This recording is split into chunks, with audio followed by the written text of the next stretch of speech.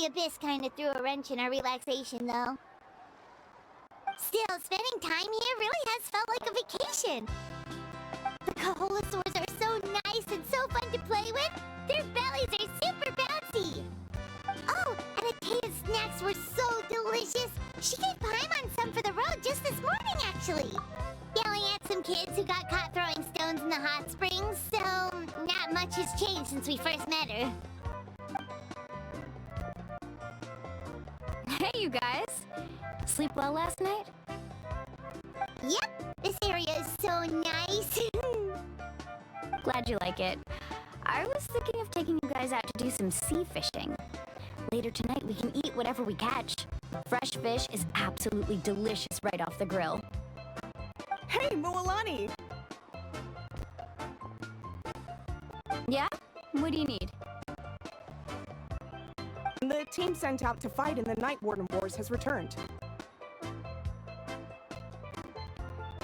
And Kachina? Is she back as well? Kachina fell in battle.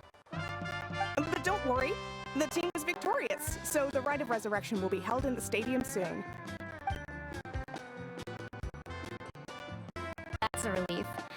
The Abyss is cunning, and it was her first time. Mistakes are bound to happen. Exactly. She deserves to hold her head up high. Alright, thanks for letting me know. We'll head out in a bit.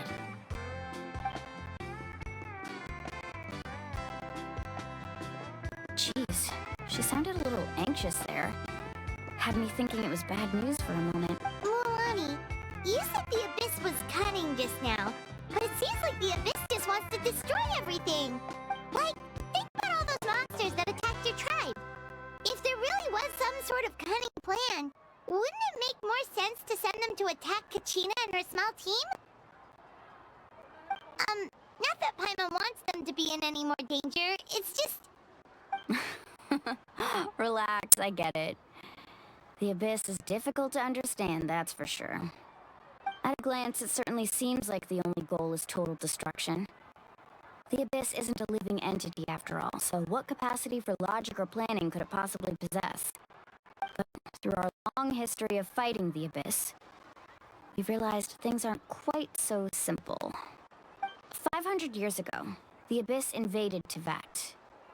You know about that, right? That's right. Khaenri'ah suffered greatly during that time. But so did every other nation in Teyvat. And Natlan was the worst affected of all. It took the combined efforts of the then Pyro Archon and heroes from every tribe to finally repel the Abyss. Even so, the effects of the invasion lingered for hundreds of years, only able to be reversed little by little. Our tribe's waters were contaminated. The Children of Echo's territory was overrun by dangerous sludge surging from underground. Unrelenting black winds tore across the lands of the Flower Feather clan. It was like each disaster was designed for a specific tribe. Exactly. We once thought that the Abyss's desire for destruction was a sort of primal instinct, but its methods are, in truth, marked by intelligence. We now believe the Abyss has invaded the Night Kingdom, and has the capacity to read the memories of this land at any given moment. And that's how it became so dangerous and cunning. Almost like it knows you inside and out. Yes, and that's why we've been unable to fully eradicate it, even after all this time. Luckily, the problems left behind by the Abyss have been successfully addressed by the various Pyro Archons we've had over the years. Now every tribe is prospering and things are looking up. I mean, just look at what we managed to do a few days ago. We totally fought them off.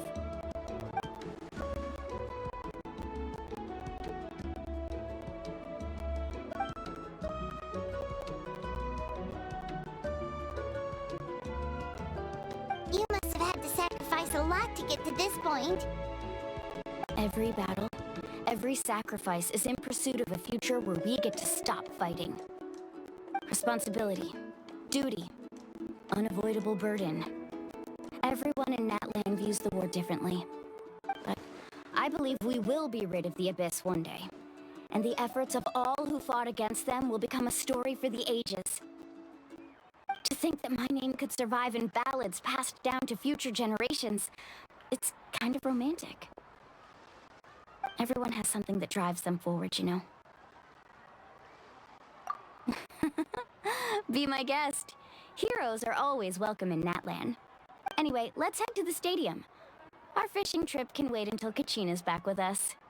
The sea's not going anywhere.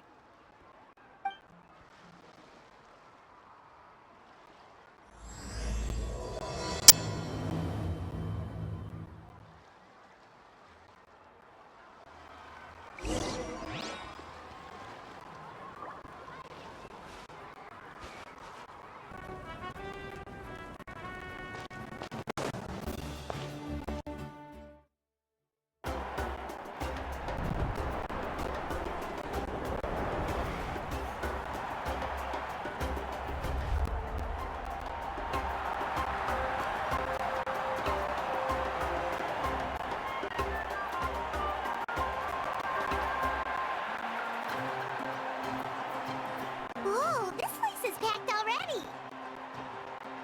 Of course. No one's gonna miss out on the chance to welcome our heroes back from battle. It's their moment of glory. Kachina's gonna be so flustered. She's never had this many eyes on her before.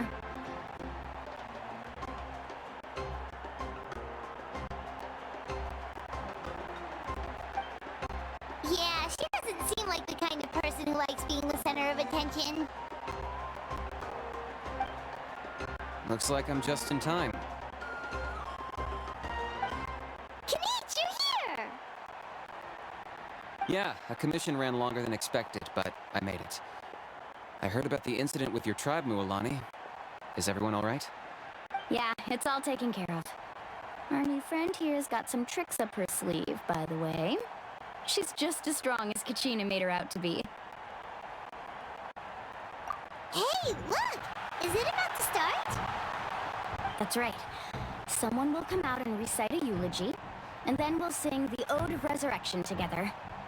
Come on, let's find a spot with a good view. When the singing starts, just follow my lead and you'll be fine. Let's go somewhere higher up so Kachina can spot us.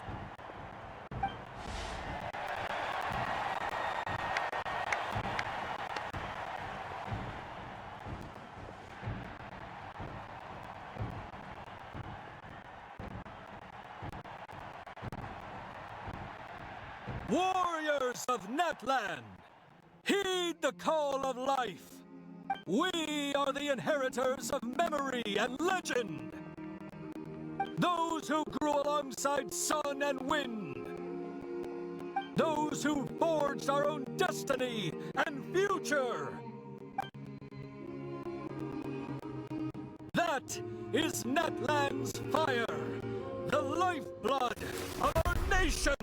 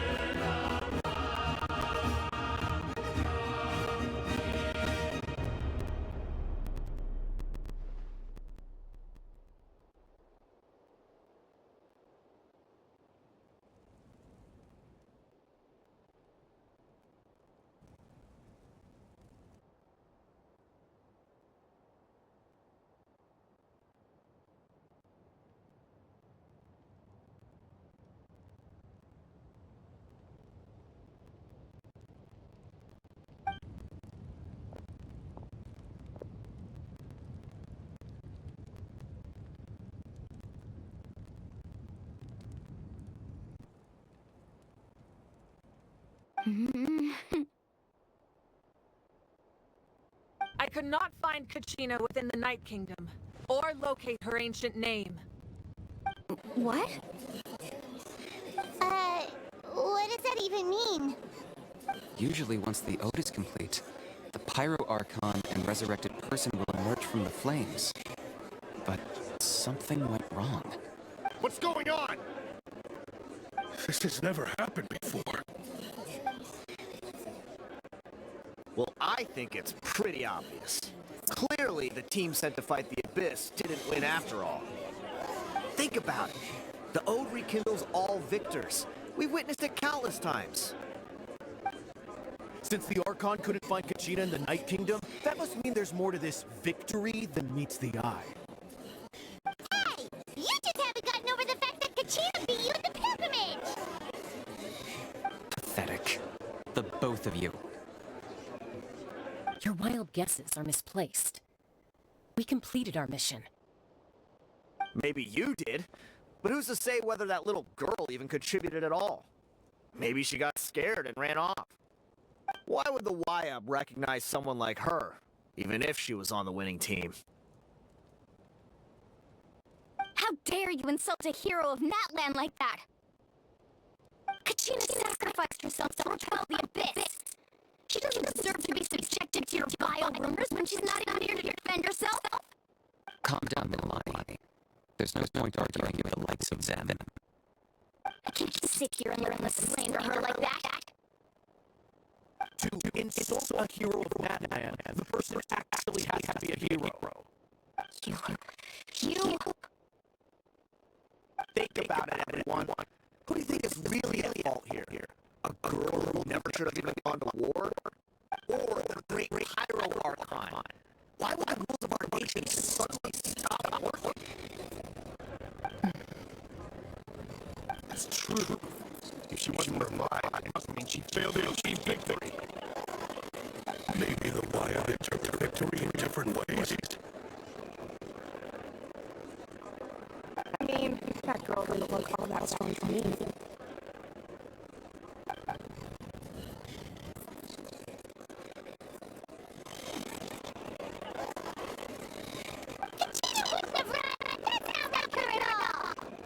No, she's been waiting for this moment for too long. No matter how daunting the situation, no matter how scared she might feel, she's always the first person to stand up and face it head on. You don't even know what happened, so don't you dare try to use this as an excuse to vent your anger or slander her reputation. Fine. We'll find out what happens soon enough. Then, we'll see who truly deserves glory. That's enough. There is no doubt about today's victory, or Kachina's part in it. She is a hero worthy of our admiration and celebration. However, the failure of today's ceremony is undeniable. Kachina has not been rekindled, and I offer you all my deepest apologies as I continue to investigate this matter. To prevent further casualties, I have decided to suspend the pilgrimage until this matter is resolved. What? No one is all-knowing. No one is infallible, not even myself. But doubt is a means by which we seek the truth, not a weapon we wield against others. I didn't mean it that way, Archon. I just... If there are things you wish to clarify, then ask me directly. Doubt my answer if you wish, but now's your chance. You have concerns? State them. No, of course not. Even though I have said nothing to change your mind, then it would seem the truth never mattered to you at all. That guy doesn't even have the courage to answer the Pyro Archon's question. So much for all that glory talk earlier. I have a question, Archon. My friend Kachina. Do you have any idea where she is? It's extremely important to me. I know you said you were investigating the situation, but I'm sorry, that's not enough. I've already shared everything I know. If you want to learn the truth and rescue your friends sooner, you should join the investigation. So, what do you say? Of course I'll join.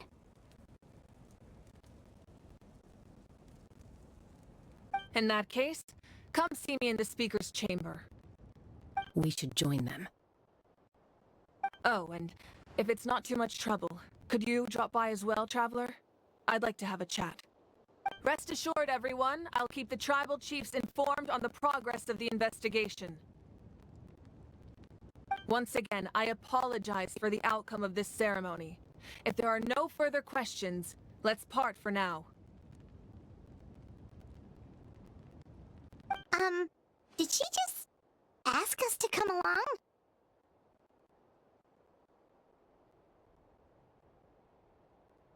I believe she did. Let's go. I'd like to know what's going on myself.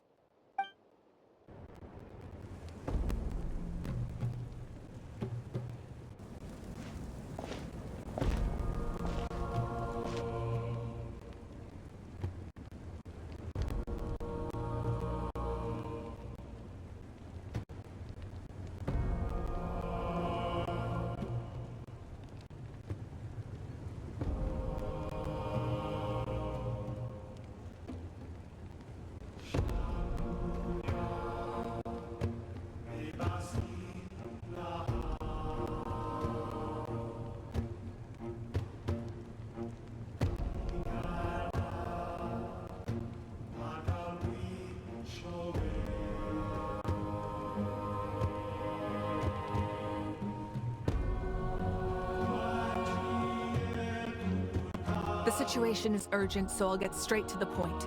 Kachina is undoubtedly a hero of Natlan, and I'm deeply sorry this happened to her. There's been unrest in the Night Kingdom, but I don't know what's causing it. As a result, I've been unable to track down her location. Until we find and address the cause of the unrest, the Ode of Resurrection will continue to be ineffective. And that means Kachina won't be able to come back? That's correct. Not until the problem with the Night Kingdom is resolved.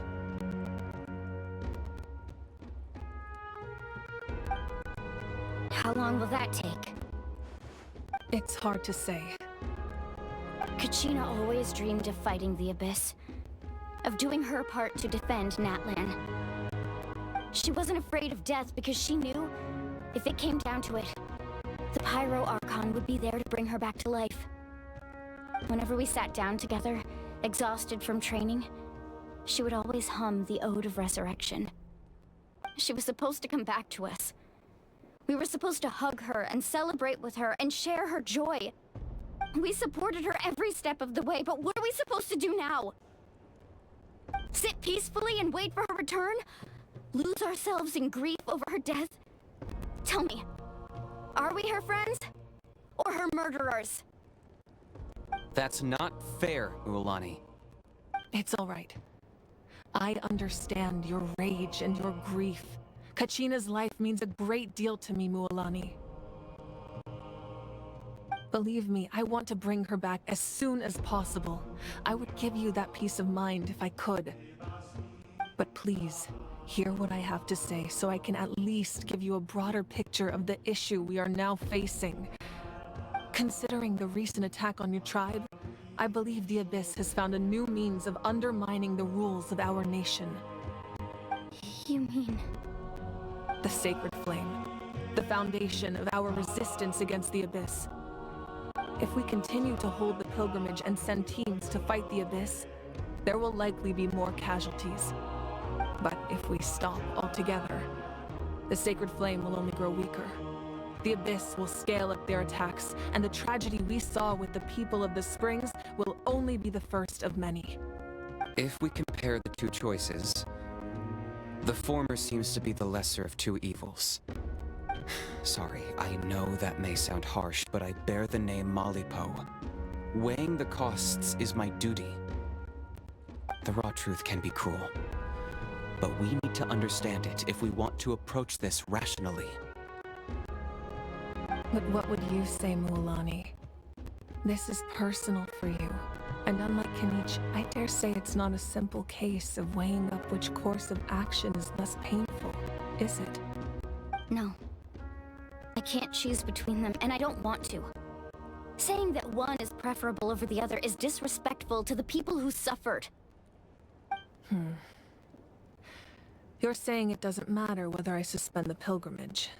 The consequences will be equally painful. Yes. What happened to Kachina breaks my heart. But I couldn't bring myself to sacrifice other people for her sake. And that is the crux of the problem. It's not simply a matter of choosing the lesser of two evils. Either way, there will be people who suffer. And the end result will be the same. Belief in the pilgrimage will waver. Once doubt has crept in, the people will no longer unite in battle against the Abyss. And that is exactly what the Abyss wants. Their ultimate goal isn't to break the rules that make the Ode of Resurrection work. It's to destroy the people's faith in them. To prevent what happened to Kachina from happening to anyone else, we need to suspend the pilgrimage. So that is my current plan. And in the meantime, I've made efforts to strengthen each tribe's defenses. Then, we have to find another way of strengthening the sacred flame to keep the Abyss at bay. This won't be easy. I'll need time to figure out the best approach. I understand your anger, Mualani, but I hope that provided some clarity, at least. Wow.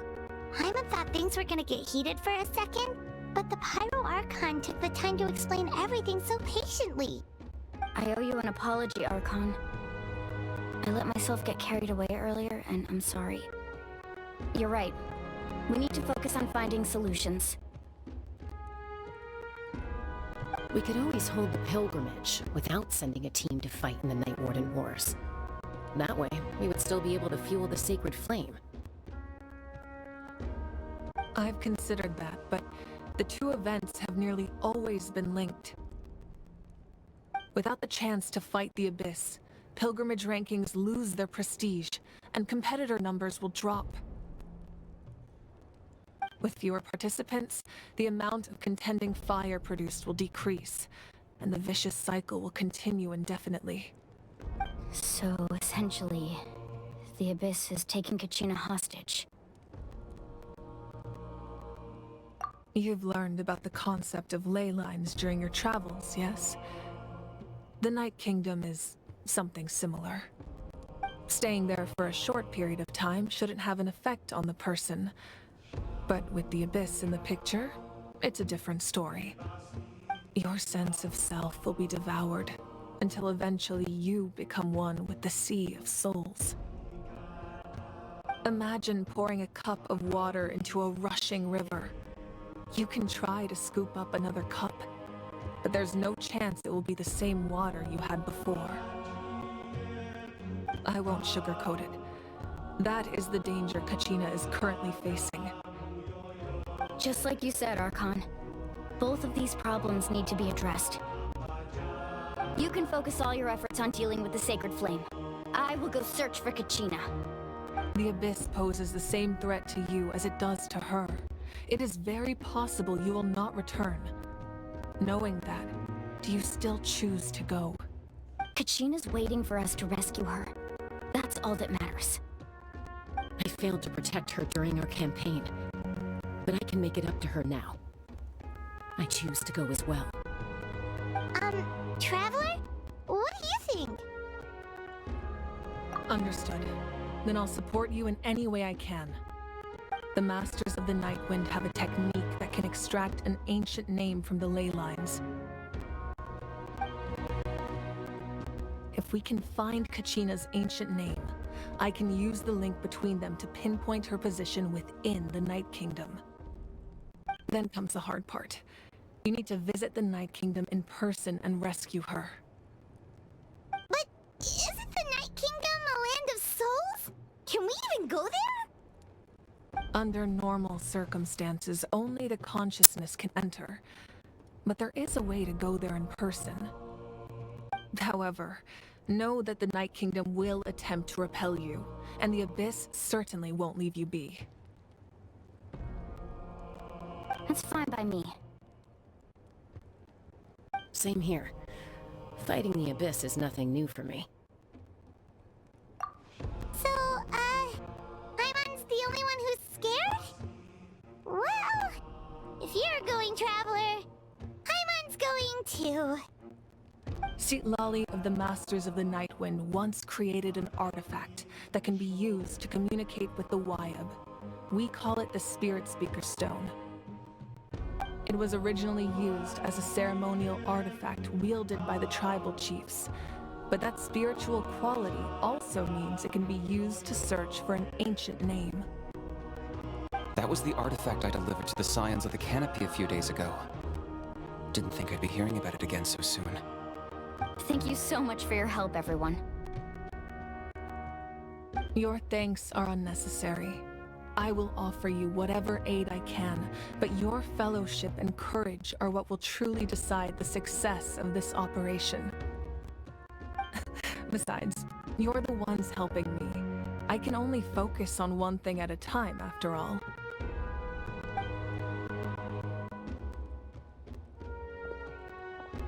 Traveler, I certainly didn't expect our first conversation to be so serious. I've heard all about your accomplishments. Ever since you arrived, I've been hoping to meet you and offer you Natlan's highest level of hospitality. Why? Why? Is that not what happened in the other nations you visited? Yeah, things were pretty complicated at the start. And, you know, in the middle. But our reputation's solid nowadays. That's more like it. After all, I've heard you're someone who transcends fate. Perhaps even more than you can imagine. But we can talk about that some other time. Ideally, this would be the perfect night for a drink and some musical ambiance. But there are important things to be done. Oh, I almost forgot. Atea was wounded in the fight against the Abyss. She wanted us to give this to you. It embodies fond memories and my strength of will. That's what she asked us to tell you. She said you'd know what that means.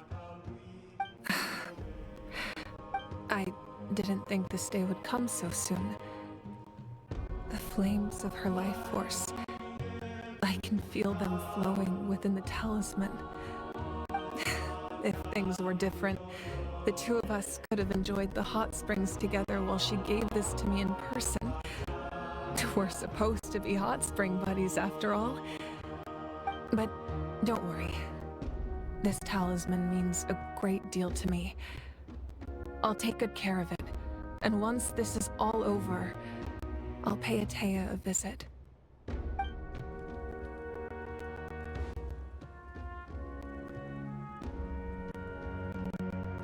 You said you didn't want to jeopardize the production of Contending Fire. But that's not at all why you decided to suspend the pilgrimage, is it? You're right. Even now, the production of Contending Fire is far from sufficient.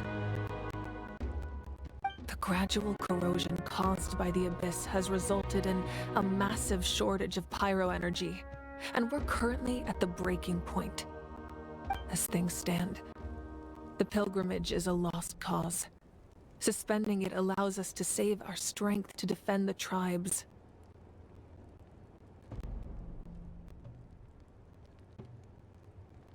The Abyss has brought catastrophe to Natlan, and Kachina's disappearance in the Night Kingdom is a direct consequence of that. We can't let the general public know that. No.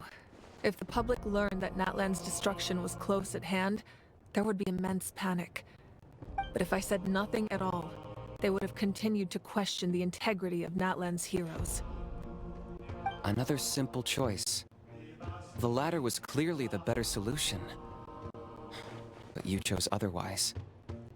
I have never subscribed to the belief that the right choice is the one with the fewest sacrifices. Let's go. There's still a way for the sacred flame to last a little longer. You mean? Yes. Come with me.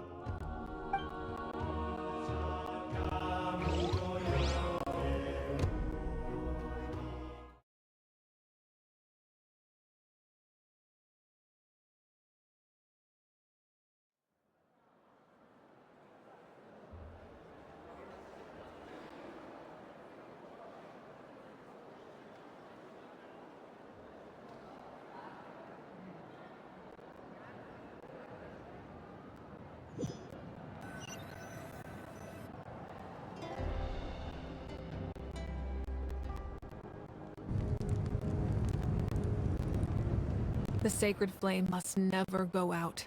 Not only does it strike fear in the abyss, but it's also the pillar of Natlan's stability. So until our heroes are ready, I will sacrifice my power to keep it burning. But that can only last so long. I think we should focus on the remaining ancient name bearers. Don't let desperation cloud your judgment. Those chosen by the Wyab have already embarked on their destined path. It is for them to decide how that journey ends, not us. All we can do is support them. Even so, for you to make this sacrifice, it's not right. If not me, then who? No other is capable of sustaining the sacred flame.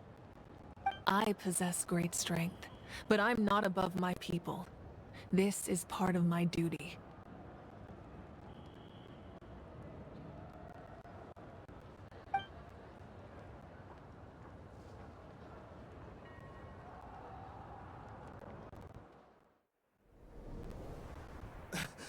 Archon! It's the Fatui!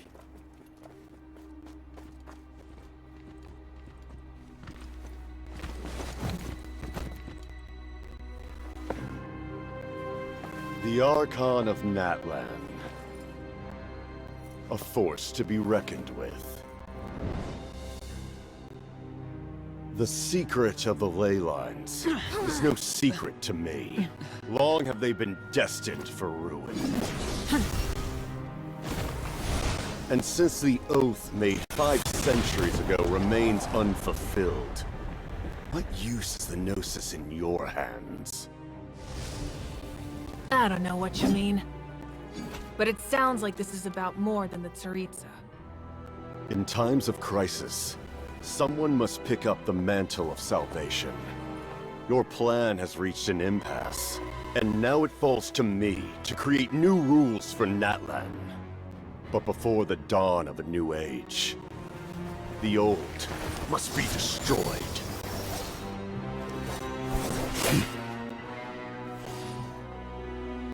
I assume that's the end of your speech? Good. People like us, let our blades do the talking!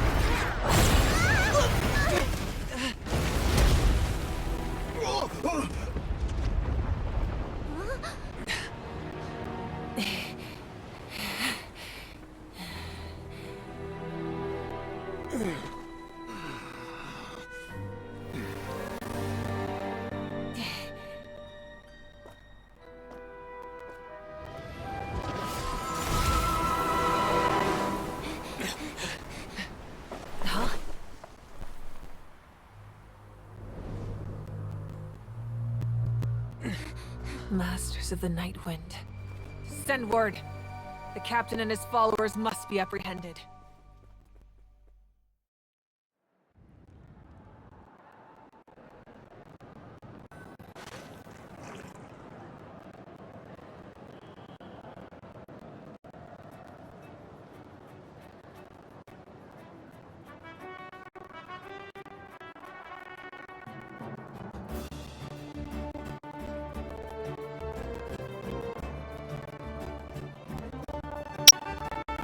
Are you alright, Archon? He was a formidable opponent. Exactly what I would expect from the first of the Fatui Harbingers. I never imagined someone could match you in combat. If the Tsaritsa sent him here, why would he bring up what happened 5 centuries ago? Yeah. And how much does he know about Natlan? The Harbingers are all driven by their own personal goals. The only purpose that unites them is collecting the Gnosis. But I'm sure the captain has his own reasons for being here as well. Whatever his motive, we should shift our focus to the Fatui. If they attack again, and we're not prepared, we're done for. No, we're running out of time. The wound I inflicted should hold him back and weaken him for the time being. Besides, I'm sure you noticed. The power that came to his rescue just now came from the Masters of the Nightwind. In other words, there are traitors among us. Not necessarily. This could prove to be a very valuable turn of events. When we exchanged final blows, I sensed an unusual presence within him. I'll need to investigate further. Kinich, go to the Masters of the Nightwind and look into who could have aided the captain. Speak to Seat Lali. She should know. Of course, I'll head out right now. Do you still intend to... Yes, but fear not.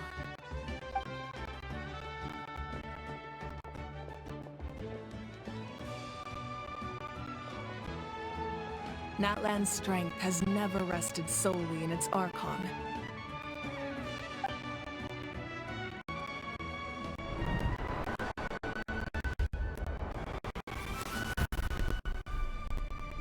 Together we foresaw the only path that leads to our nation's future. We must trust in that vision now.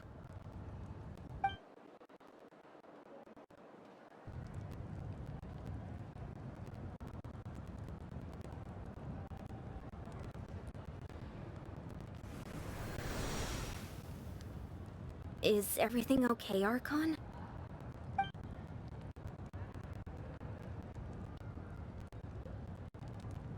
Completely fine.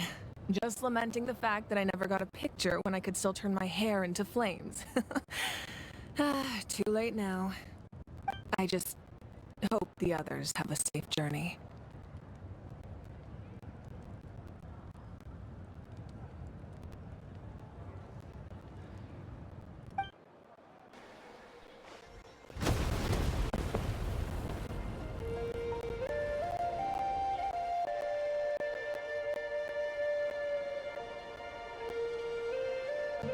What's happening at the stadium? Did something explode? It feels like the Archon unleashed her power. She must be fighting a formidable opponent. Should we go back and check what's going on? Have faith in the Archon. She wouldn't lose in a one-on-one confrontation. Once we find Kachina's ancient name, we'll head right back. Okay, let's just keep climbing. Paimon really hopes nothing goes wrong.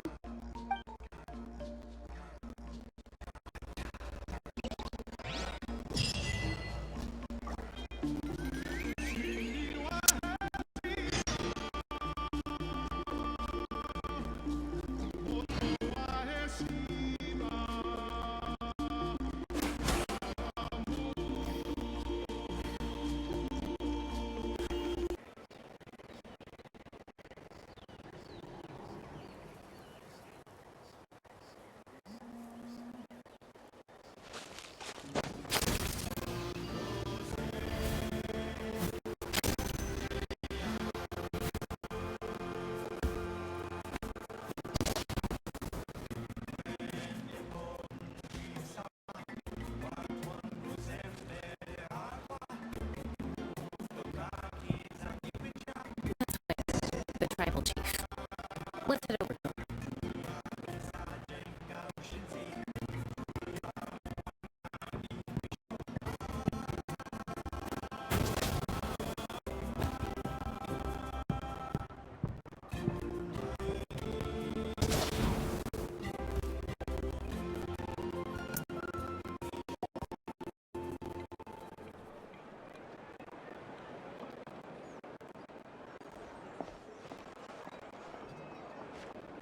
Jessica.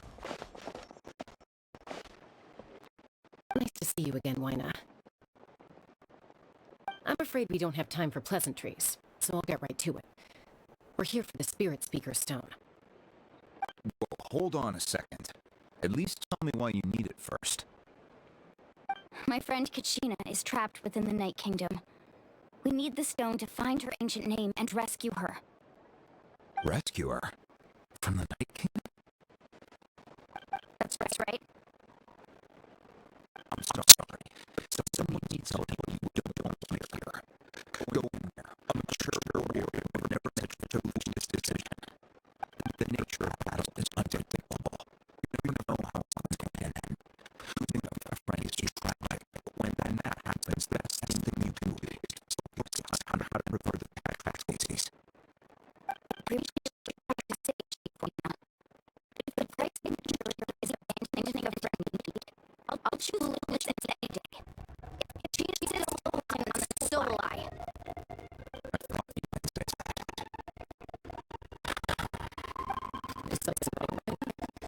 This is thank you. I wasn't completely taking risks. It always seems to be on mantra.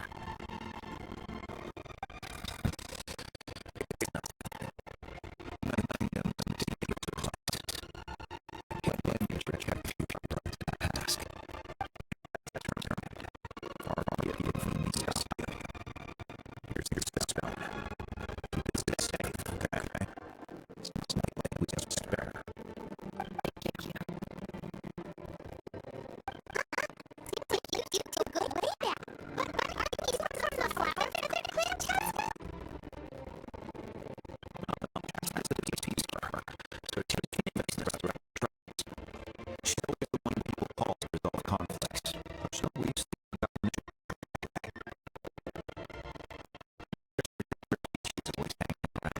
Too. She's helped us out a lot in the past. Oh, you have a younger sister? Yes, I'll introduce you to her sometime. But let's get back to business. Wyna, how do we use the stone? As you probably know, your intended destination is completely different from the real world. The Night Kingdom is the river and the ancient name you see is like a tiny fish swimming downstream. The stone is like a fishing boat drifting down the river, but the boat alone isn't enough. You need a fisherman experienced enough to steer it in the right direction. We couldn't do that ourselves. With a little practice, I'm sure you could. You have the strength and the talent. If you want to make sure this works, though, I could recommend someone to you. Who? A legendary warrior and scout from our tribe. He's got a keen eye and a well-honed intuition. Even his ancient name seems to seek. If you're fishing for a name, you're going to want him on the boat. What does that name sound familiar? He's one of my team's hot spring buddies. I've heard stories about him. Where can I find him? Ever since Melka passed, he spends most of his time gazing out at the scenery from the cliff tops. I'll follow the path that way, which I'm sure would find him. Thank you. We'll go look for him there. Good luck. I hope everything goes well.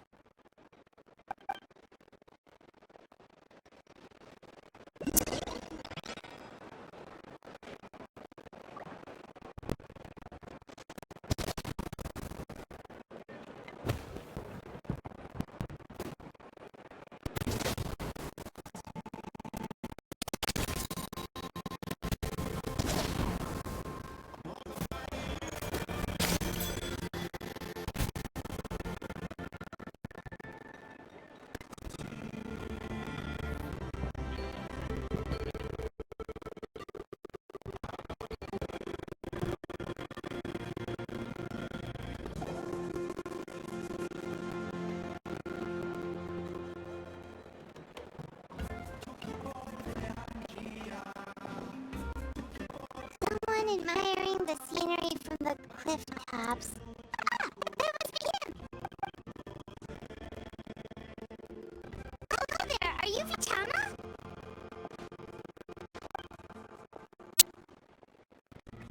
That's me. Did you need something?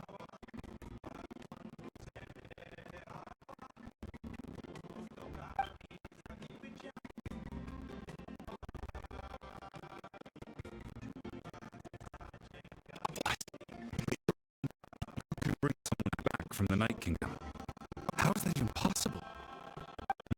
Anything's possible in that context. But that would mean Hey, you don't look so good.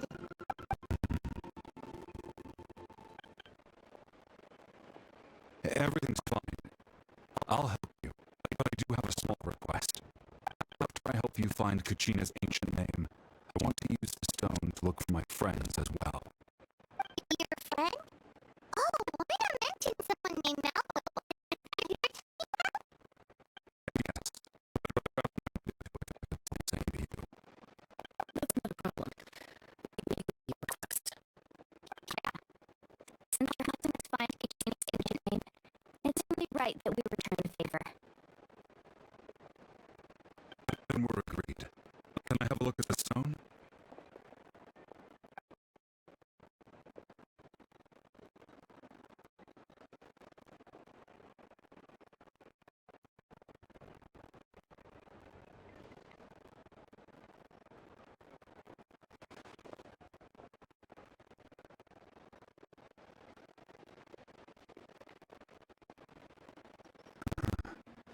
I see.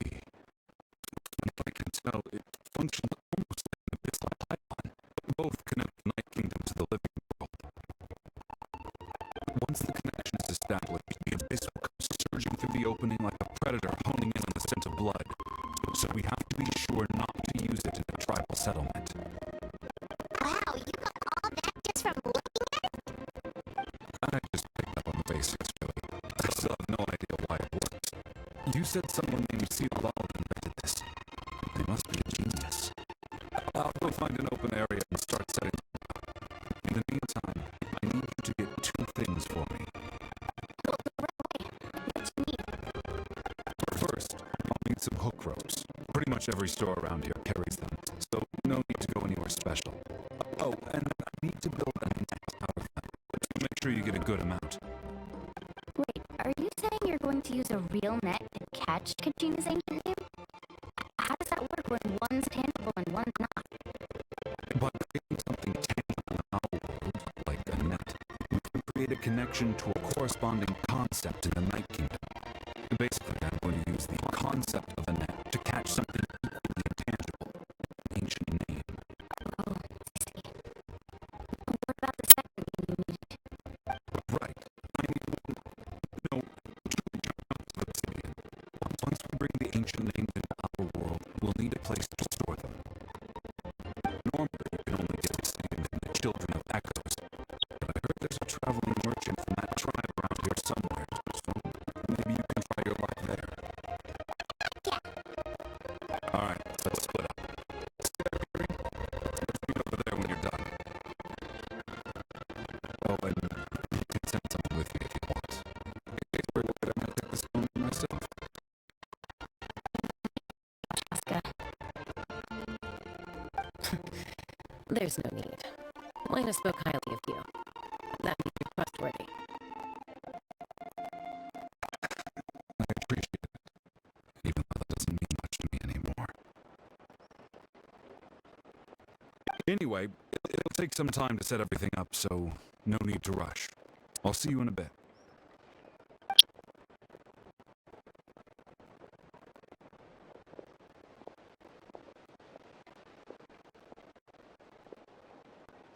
What an odd guy. He seemed so defeated, but also really invested in the stone at the same time.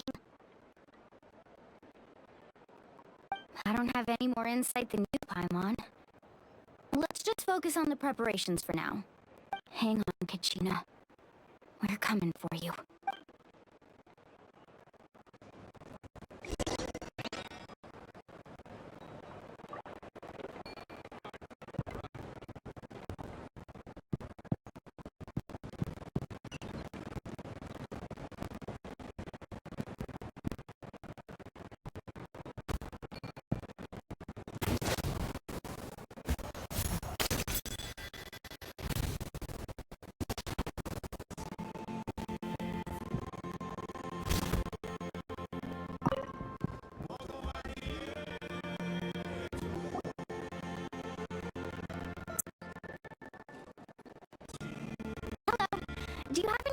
ropes for sale?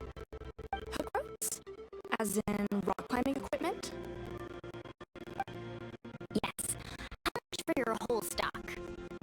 Oh, the whole thing? Let me see. That would be 30,000 mora in total. Deal? Deal. Wait, really? What, you want me to drive down the price? We just need these as fast as possible. Thanks. Oh, no problem at all. I'll even pass along some information on the house. These ropes are usually used by rock climbing enthusiasts. If you want to learn, Roka's the person you want to ask. All right, that's everything. Here you go. Now we need the obsidian. Let's go talk to the traveling merchant Vichama mentioned.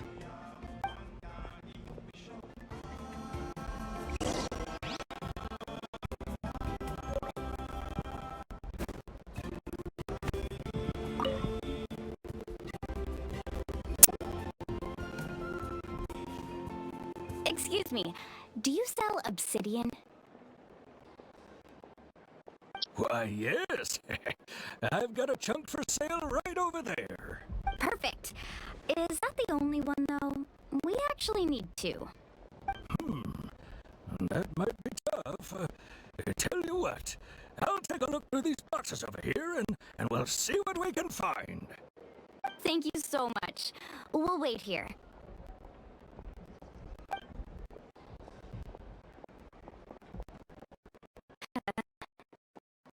Relax.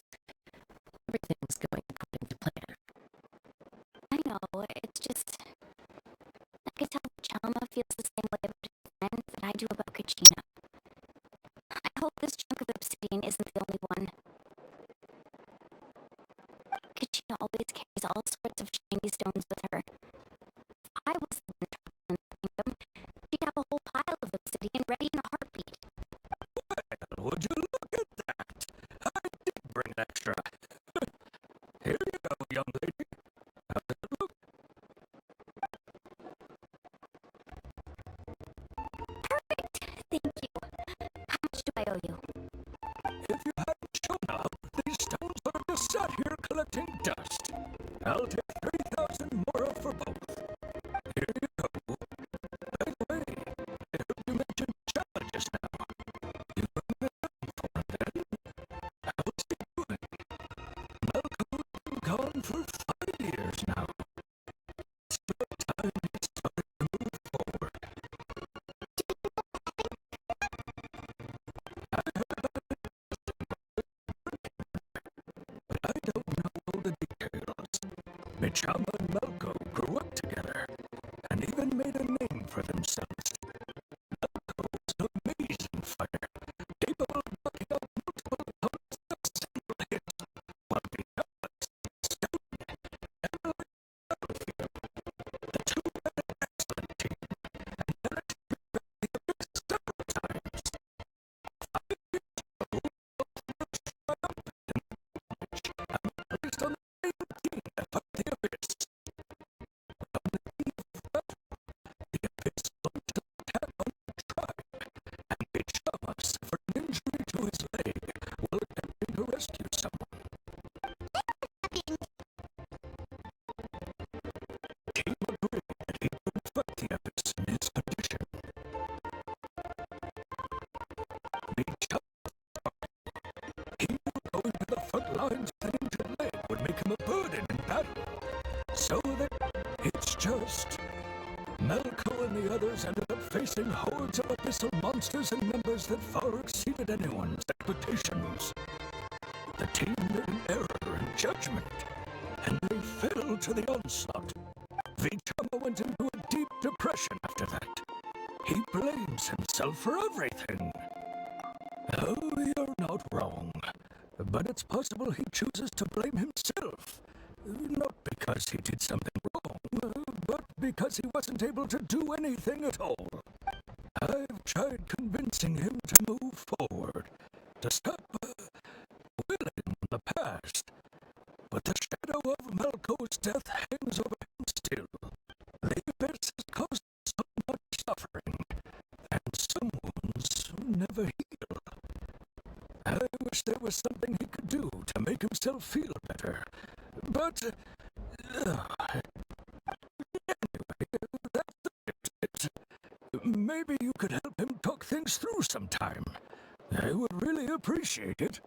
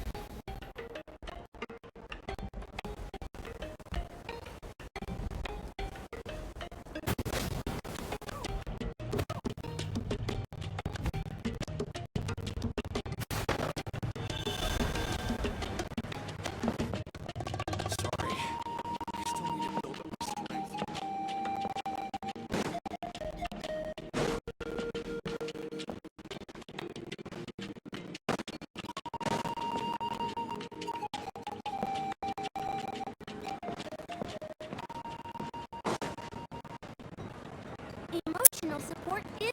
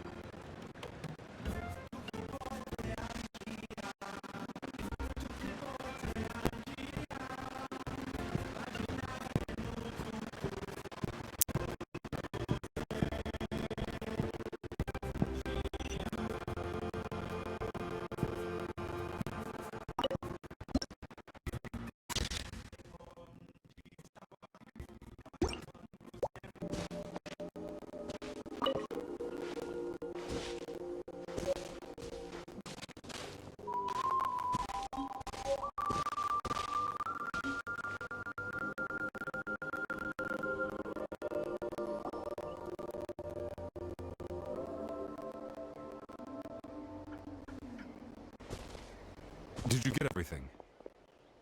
Yep, it's all here. When do we start? I've made all the necessary adjustments, so we're good to go.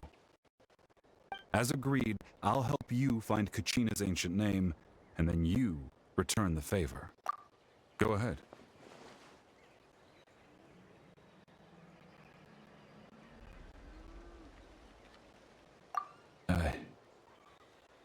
Yeah. After Malco fell, I scoured the battlefield to see what happened.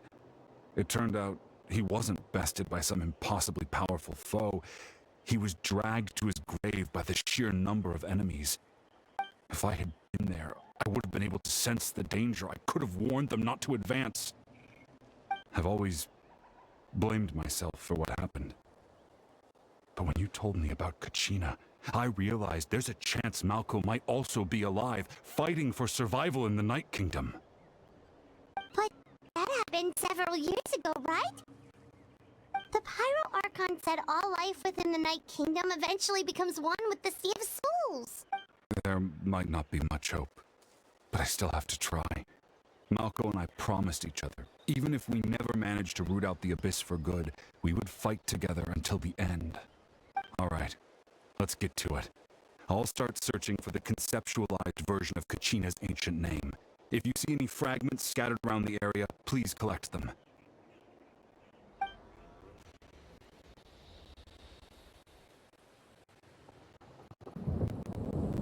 Make sure you prepare yourselves for battle. As I said, the stone will link the mortal realm to the Night Kingdom. The Abyss will likely emerge in response.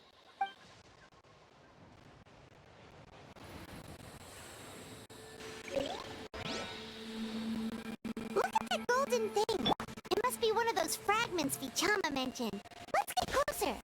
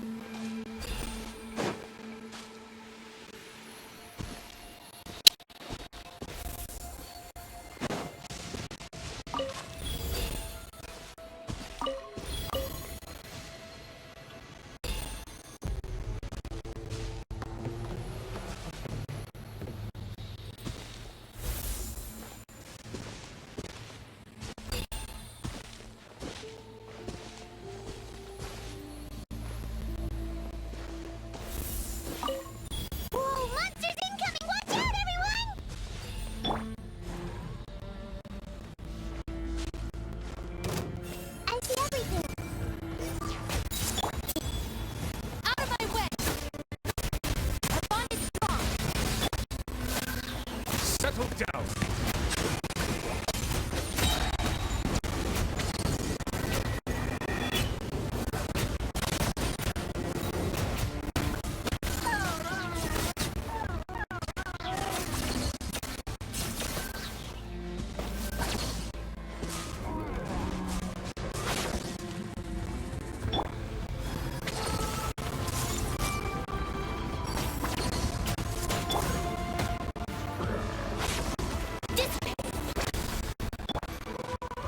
Bow your head. An oversight on my part.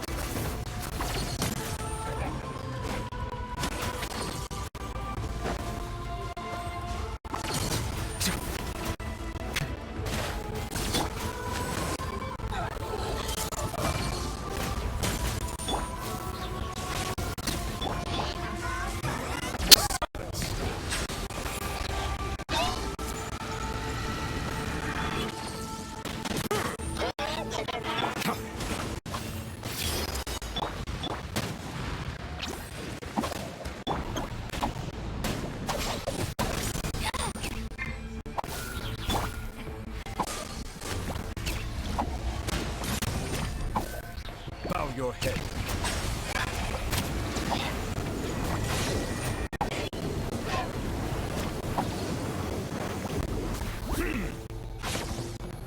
How much longer, Vichama?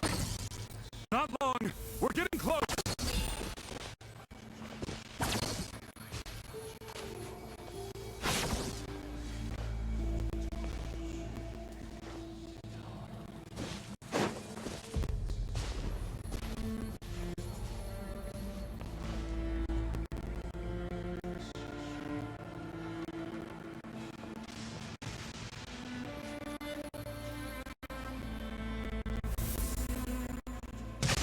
Justice is blindsided.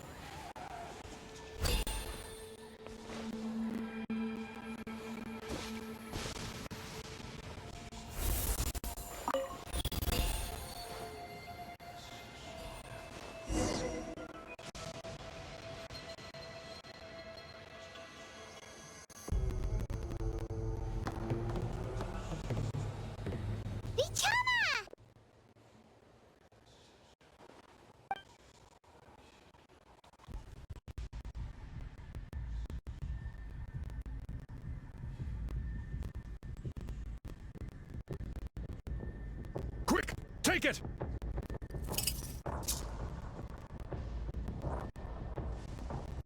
I found Kachina's ancient name. Hang in there, Malco.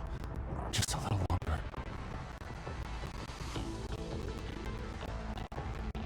Something's not right. The power of the Abyss is getting stronger.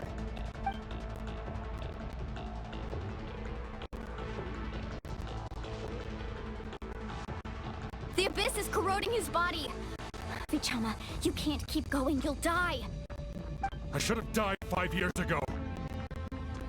I just need a little more time. Please, I'm almost there.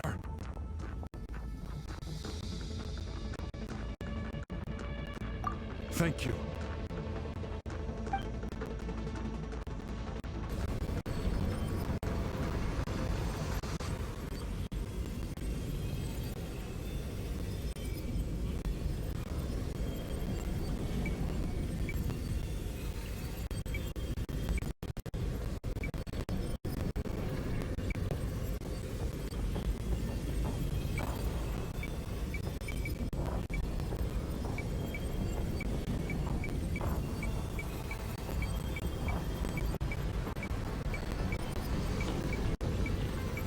Ooh, watch out! The power of the Abyss is strong.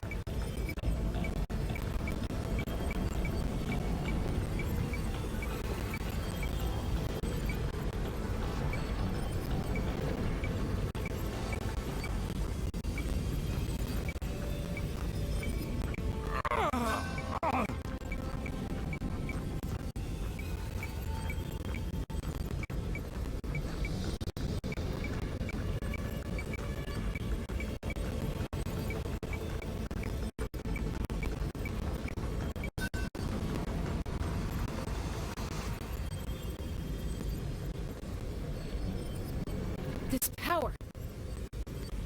Hanging in there? Malco. No! Why can't I find him? Why? We can't wait any longer. Pull him away from the stone, Mualani. I already tried. But the power of the Abyss has him in a chokehold. It's like he's tied to the stone with an invisible rope. In that case, we have no choice. I'm sorry, Simali. Get back! Chaska, wait!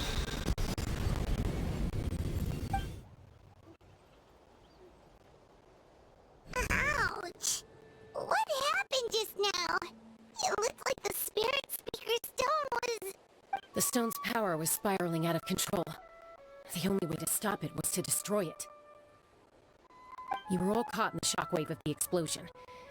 You might feel dizzy for a while, but that's normal. Give us a heads up next time, will you?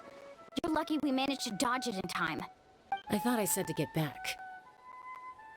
Yeah, barely a second before you made it go poof. Not everyone has your reflexes, Chaska. We were this close to getting dragged into the explosion. Okay, I'll be more careful next time. At least Kachina's ancient name is still in one piece. Wait, where's Vichama? Vichama!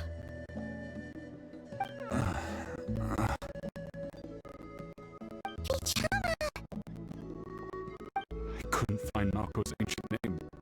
It must be completely gone by now.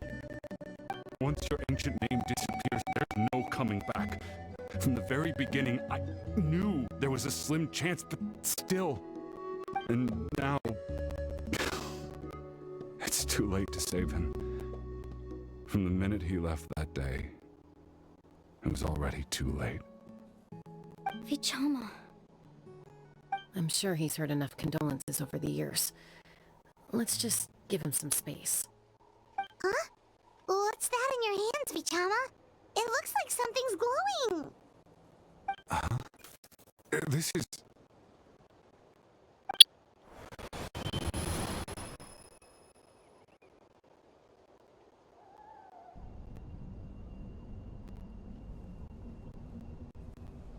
Hey, Malco. Got any strength left? Not enough to swing a sword, but to say a few last words? Sure. Too bad. No one will get to hear them. I never thought I'd actually die on this mission. Not that I'm afraid to die. It's just hard thinking about my mom's face when she hears the news. Guess I have something to be thankful for then. My parents died a long time ago. They won't have to mourn me.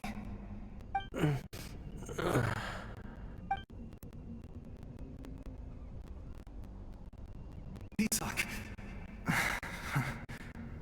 Always had to beat me at everything, didn't you? Right to the end, you were never one for goodbyes. Maybe you're right. Maybe no one will get to hear our last words. But just in case, Vichama, I'm so glad you didn't come with us. Don't be sad. Just keep on living. For the both of us.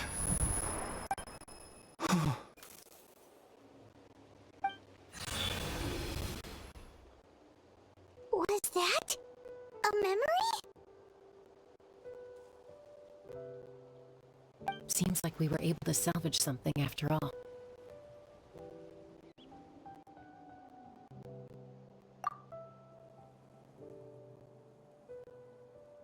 Of course. Seeing him, hearing his voice again, it makes me unbelievably happy. But it also brings with it an even deeper pain. A deeper pain? Why? Malco was always the type to put on a brave face. But in that memory just now, his hands were shaking, and his smile was forced. For all these years, I regretted not being able to fight alongside him to the end. And now I know, at the end of his life, he was thinking the same thing. Vichama. I'm fine. Actually, I heard Chief Wyna wasn't really on board with your plan to go to the Night Kingdom. When you asked for my help, I hesitated too. I knew helping you find your friend's ancient name meant leading you one step closer to danger. But I also understood why you had to try. Everyone has regrets in life, but not everyone gets the chance to make up for them. Once allowed to fester, guilt strips us of our most valuable qualities as warriors. In that sense, we might as well choose the braver path from the very beginning. If I could do it all over again, I would have followed Malco to the front lines no matter what. Even with an injured leg, there were still things I could have done. That way, even if the outcome stayed the same, I still would have fought alongside him to the end. There are critical junctures in life, and if you don't seize the chance to act, there's no going back. That's something I had to learn in hindsight. But you're still at the crossroads of your journey, so I hope you can walk away without regrets. Thank you, Vichama. I feel even more determined now. Kachina will come back to us. I'll make sure of it. I promised I would find her, and I intend to keep that promise. That's good to hear. Strange. My body, it's... Once abyssal corrosion enters the body, a portion will fuse itself to your internal organs. Even though the Traveler possesses powers of purification, corrosion can never be fully eradicated. Thanks to her, though, you were only briefly exposed. Slowing your breathing and controlling your emotions should help you keep the symptoms in check.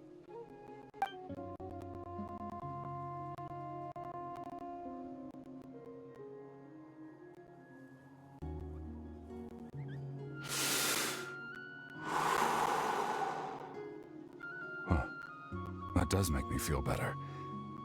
You seem very knowledgeable about all this. Just speaking from experience, that's all.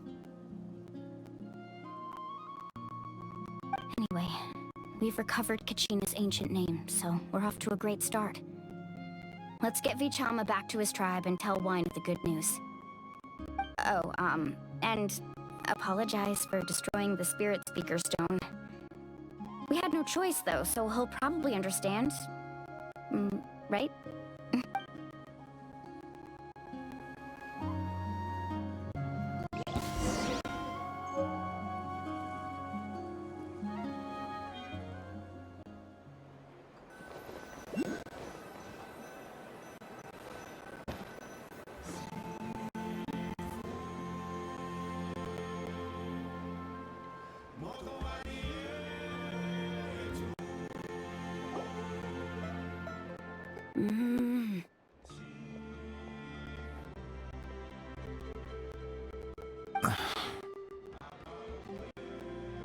Koichi, are you really gonna just stand there like that?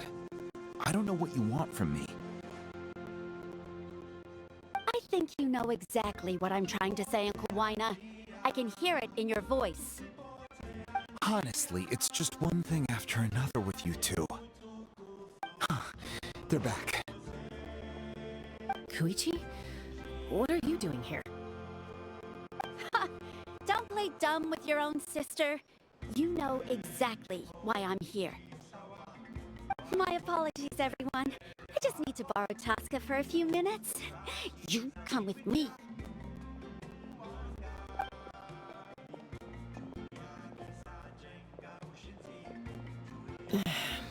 I'll be just a moment.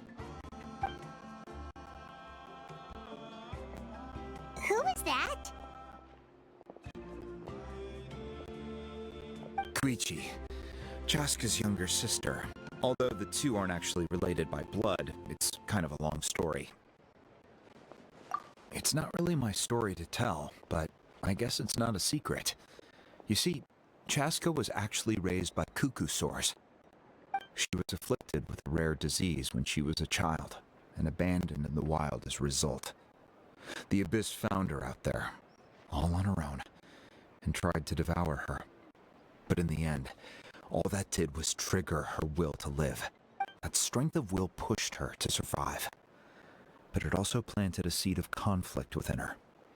Eventually, she was adopted by the cuckoo sores. Wherever they went, she followed, getting into fights right and left. For some reason, Paimon can totally imagine that. Well, when Chaska finally returned to human society, it was Koichi's parents who adopted her. At the time, Chaska still had a habit of getting into fights, so Koichi was always taking her around, apologizing to everyone. Ah, I remember those days. One of those fights was definitely with me. But, you know, kids. You're fighting one minute and your friend's the next. Eventually, she found a way to rein in that desire to fight. And now she's who people call to resolve conflicts. She's known as the Peacemaker. It sounds like she still argues with Koichi, though. Don't siblings usually stop fighting when they get older? That's partly my fault. Koichi asked me to stop Chaska from doing anything dangerous, but you probably know by now, once Chaska makes up her mind, there's no change. Oh, I get it. No wonder you tried to talk us out of going to the Night Kingdom. Chaska even said that wasn't like you. I'm all for your adventure. You need to take risks when you're young, because by the time you're my age, you couldn't attempt something like that even if you wanted to. Better try now than live with regrets later. That's what I say. Still, I can understand where Koichi's coming from. In the end, nobody wants to sit back and let a loved one put their life on the line.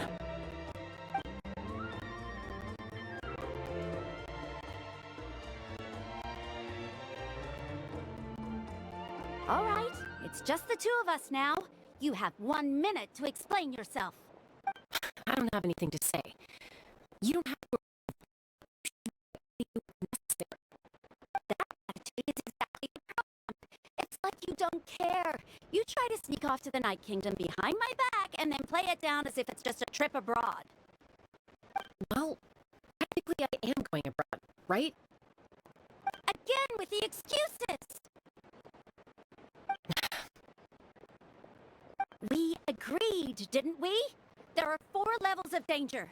If it's not something urgent, you can only engage in level 2 danger and below. You can only go up to level 3 if a situation is so dire there's absolutely no alternative. But a trip to the Night Kingdom? If that's not a level 4, I don't know what is.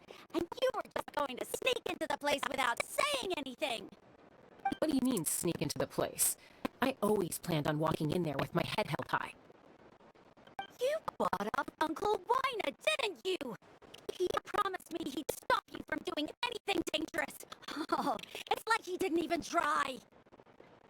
You feel like he went back on his word. What if I told you my mind was made up, and there was nothing he could have done? Not even by force. Oh, I knew it! So he did try to say something, but you didn't listen. This is important. If you were in my shoes, you'd make the same decision. You don't know that? I'm the doctor, and I handle logistics. If you're going to waltz into a dangerous situation where you could lose control at any moment, it's my duty to say something. All right, whatever. Anything else? Oh, you... What do you mean, anything else? Why don't you reflect on what you've done and promise me you'll stay put? Time out. Is this one of our normal arguments or a serious one? Chaska, does it sound like I'm joking? Then... you need to know something. What happened to Kachina was partially my fault. I can't leave her there to die. That's not... But the person you become when you lose control, that's also not who you are. That's a different issue. You said it yourself. A person is only as good as their morals. If I want to live in Natlan, I need to display qualities that make me worthy of this nation. I've also told you that managing your condition is equally important. Sometimes you have to make sacrifices. All right, let's stop this here. If we keep going, I might actually have to get serious. And I think Wina prefers his roof attached to his house. Is that a threat? That sounds like a threat to me. Koichi! Younger sisters are supposed to listen to their elders.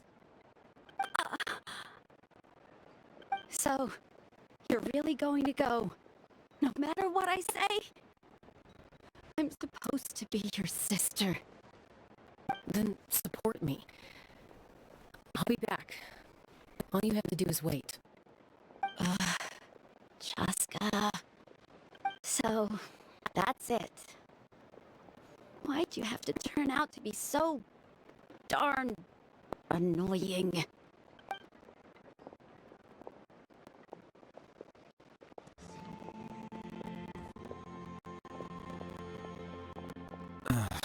You two are something else. Something you wanted to say? I know you aren't related by blood, but you two sure are similar. Really?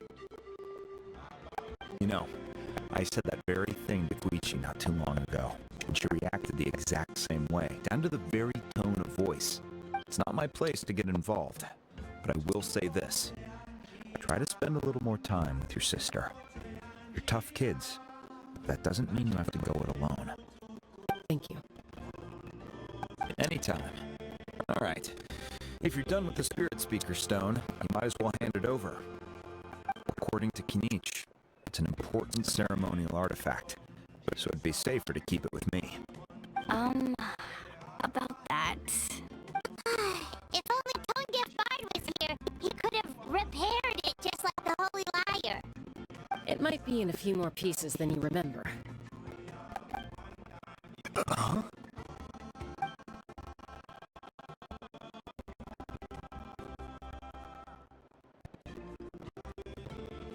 I see. Sounds like it was an urgent situation. If someone's life was on the line, then you had no choice. Still, Lale's going to be a nightmare to deal with now that you've broken her stuff. I'll explain everything to her later. Stay safe out there in the Night Kingdom, okay? I'll wait here for your safe return.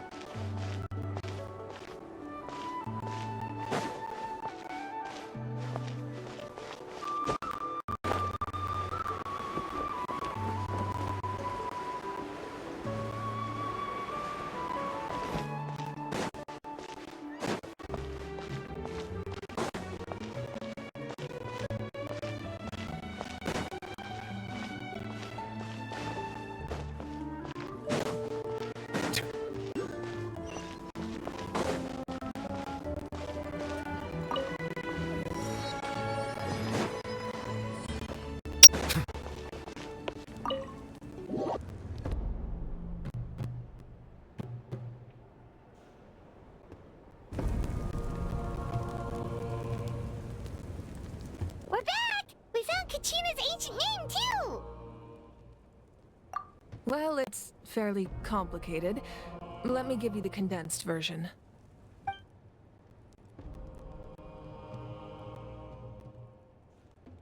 The Fatui again? We can't go anywhere without them causing trouble. But what if the Fatui finds out you've lost your power? Won't they try to take advantage of the situation? That's why it has to be our little secret. No one else can know, or we're asking for trouble.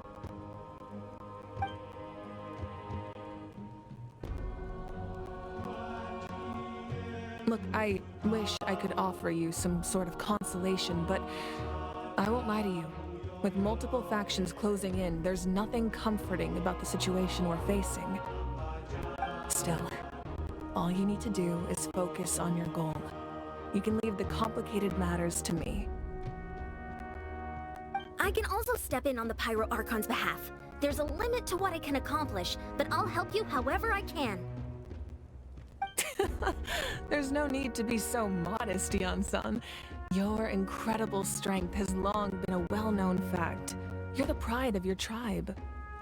Archon, I'm sorry about before. You have so much on your plate, so much that you have to worry about. But all I could do was focus on my own feelings. You have nothing to be sorry about. We all get overwhelmed by our emotions, myself included. Your reaction to Kachina's disappearance, I understand that feeling very well. Well, now that we have Kachina's ancient name, let's go track her down. Follow me.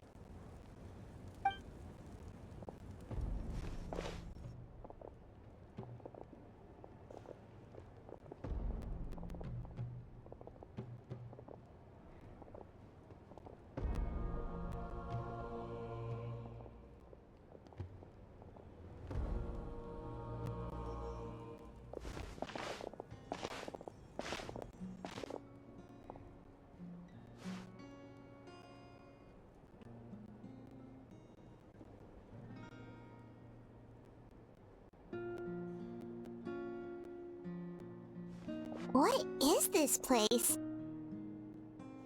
Hey, isn't that Atea's talisman? Good eye. This is where I store all the various mementos I've collected. Whoa. I've never seen this place before. There's so many things in here. It looks like there are items from every tribe. Collecting them must have taken a lot of effort. I suppose you could think of it as a hobby of sorts. In Natlan, everyone grows up listening to the stories of heroes. And physical items do a far better job of preserving those stories than our own memory. Now, I still have some preparations to make for the ceremony, so feel free to take a look around in the meantime. If you're curious about an item, I'm more than willing to tell you about its origins. Alright, we'll have a look.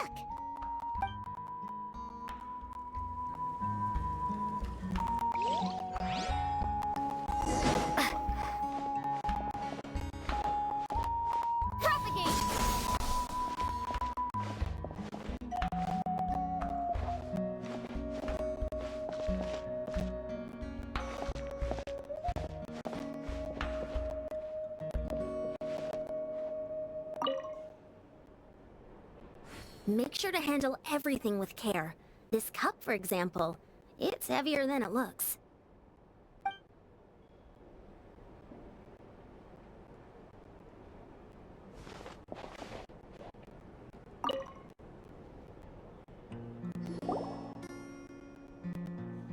Whoa, that belt is bigger than Paimon's head!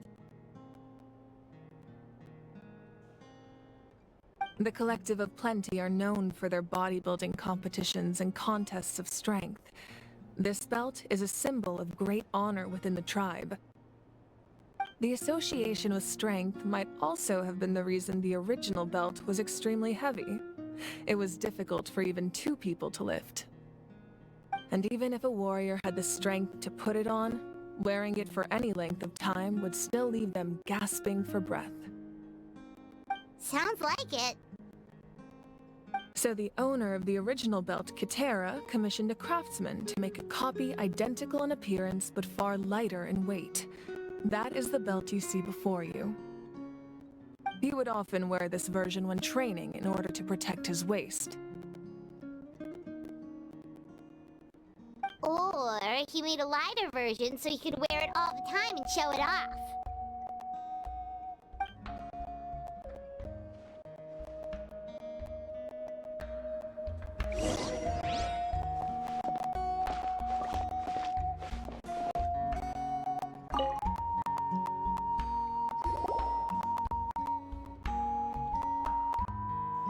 There are so many jars and potions around here. Do they have anything to do with alchemy? No, those belong to the Masters of the Nightwind. They're ceremonial tools used to amplify the ability to communicate with the Night Kingdom and the Wyab. Yamaya is an expert in this field, and she taught me a lot.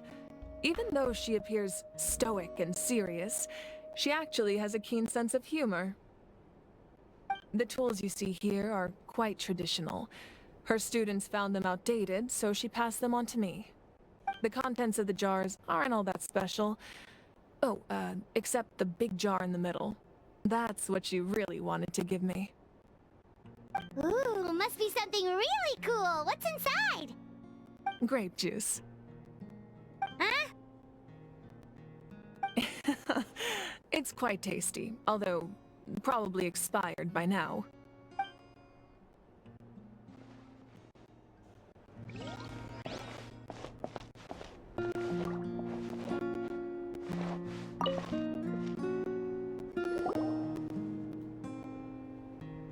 This is Atea's talisman. I'm sure you're familiar with this one already. Atea was rarely ever without it. The talisman brought her a lot of luck in battle.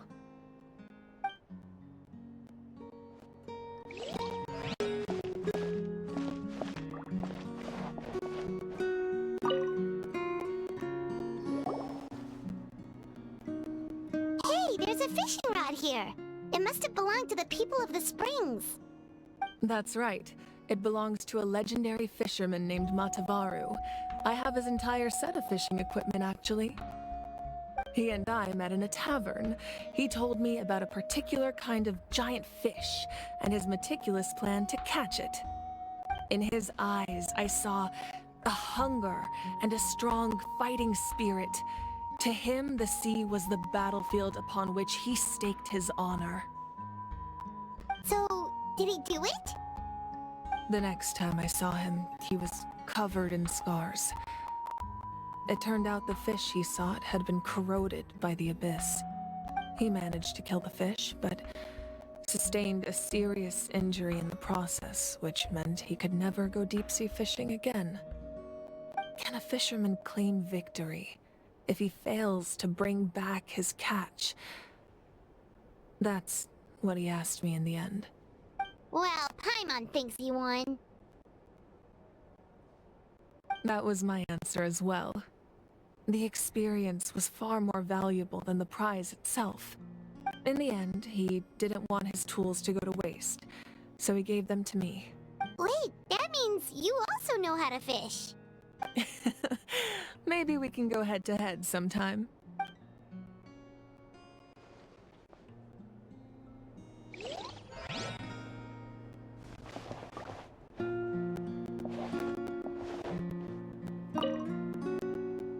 This fishing basket looks familiar.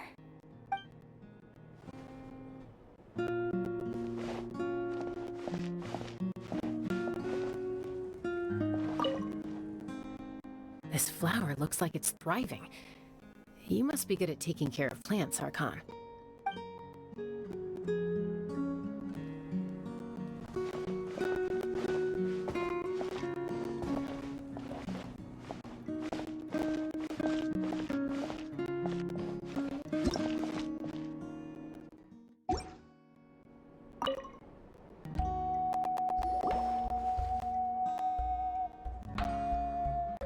The powder still needs some time to settle, so let's wait a little longer.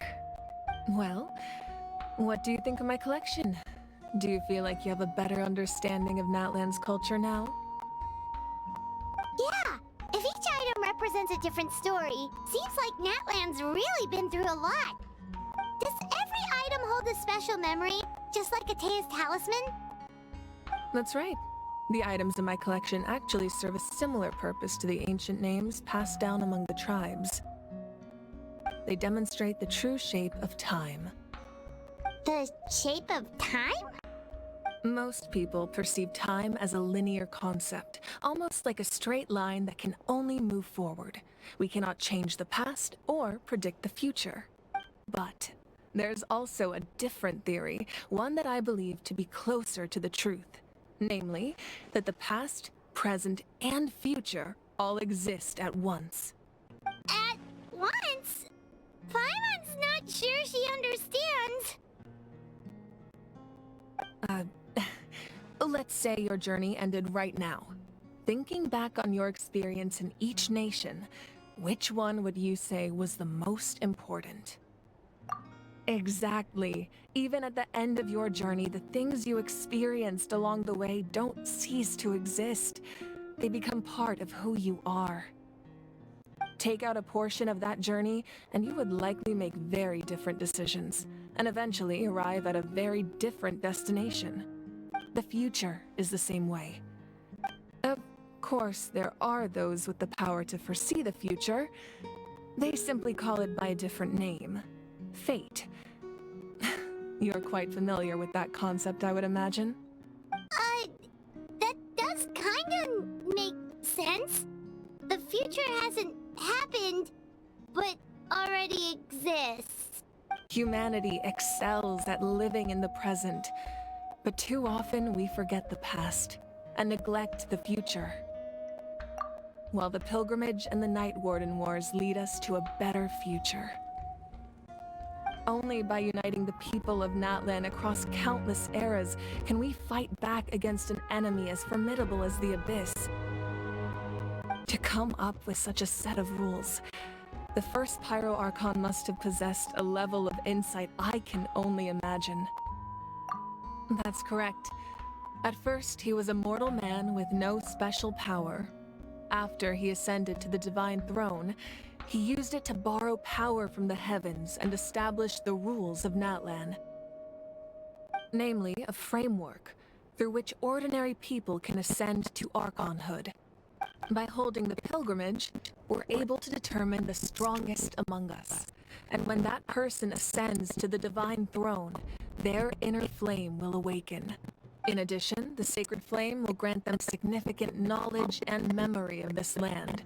After all, that's how I came to know everything I just told you. So, it all comes down to the power of the Divine Throne and the rules. Wait, is that a family portrait?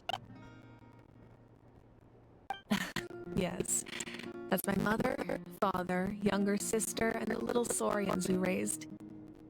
I turned a piece of my dad's leather armor into a canvas and commissioned a famous artist to paint our likeness. Your sister is so cute! It looks like the two of you are really close.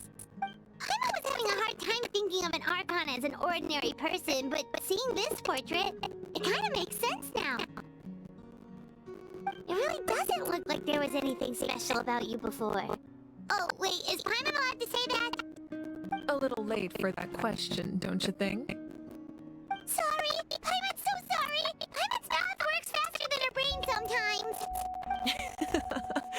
It's alright. I'd never get upset over something like that. No matter what others may say, my past is a precious part of my identity. I'm forever proud of the life I used to lead. Becoming the Archon doesn't mean you sever ties with your family. The position just comes with a lot of responsibilities, so it impacts how often you get to see them.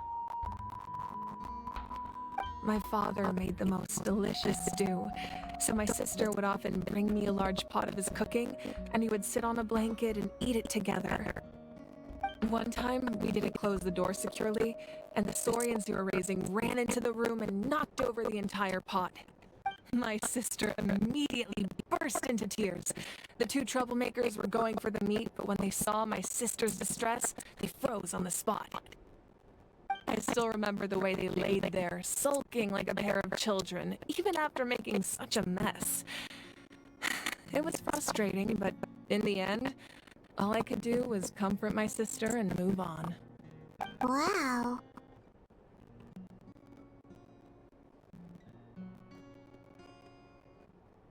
Isn't that what being a family is all about?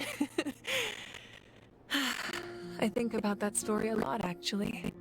As the Archon, I made a vow to defend this nation, and experiences like that, they remind me exactly what I'm trying to protect. Well, what happened after that? This portrait looks pretty old. Your sister must be all grown up by now, right? I believe she ended up working as an architect and artist. She built many houses and crafted many beautiful works of art. Anyway, that's enough about me. Now that the powder is settled, we can begin.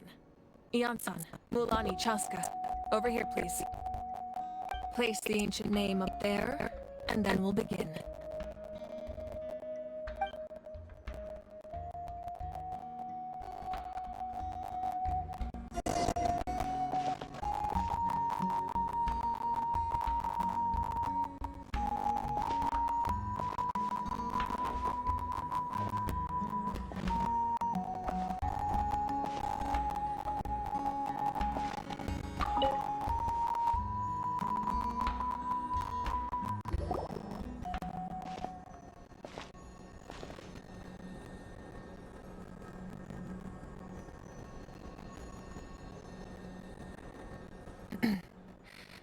Surely as the echoes of life resound through heaven and earth, so too shall our stories remain eternal.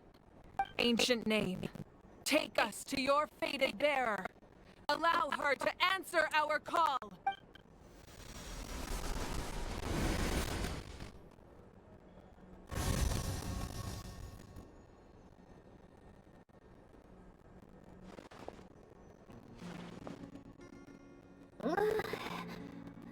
Am I hallucinating again? Kachina, are you okay? Huh? I'm not seeing things, am I? Is the Abyss playing tricks on me again? It's okay, Kachina. It's just us. We're trying to find a way to bring you back. Everyone, you have to listen to me. I've been investigating the Night Kingdom this entire time, and I figured out what's wrong. The way I was being affected by this. Until we read the blind eyes of the sea back, and this really strong monster came in and almost killed me. The one was saving me, even though the power really beat me. So behind him a monster blind of it all. The Night Kingdom was becoming a huge mess, so I keep hearing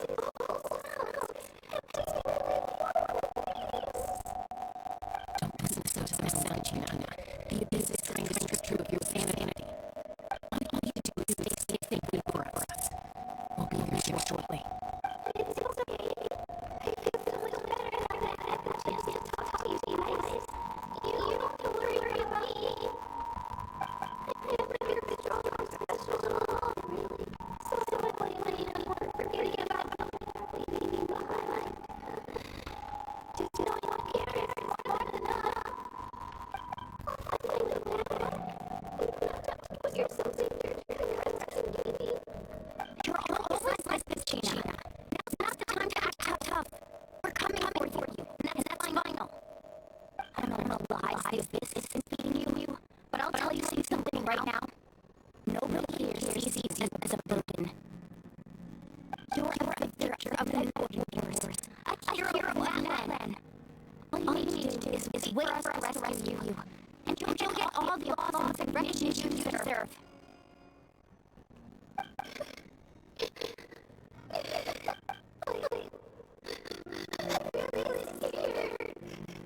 Everything feels so hard and creepy.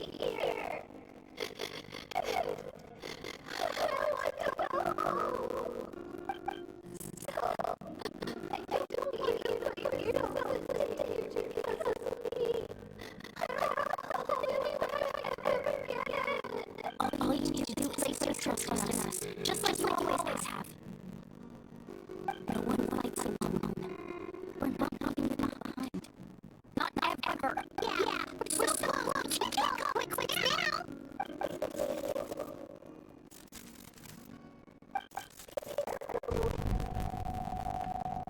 Looks like we've lost contact. Now comes the most dangerous part. You have to traverse the Night Kingdom in your physical form. This is the Night Kingdom was left behind after the missile invasion. Even a brief amount of time inside could expose corrosion. I know. I'm prepared for that possibility. Alright. Then I wish you all the best. I'll tell Coach to get you ready just in case. She's very experienced in dealing with this corruption. That face you just made. Don't tell me you got another argument. No, I just feel bad creating over her. I'll go with the two, Archon. More people that set stronger the party. Thank you so much for your help, everyone. It really means a lot that you would raise dangerously. And there's no time to lose, so let's get going. Now that I've lost my power, I won't be able to provide much practical support. But I can still keep an eye on the situation here. I know it's unlikely, but if you encounter a situation you can't handle, that won't happen. I hope not.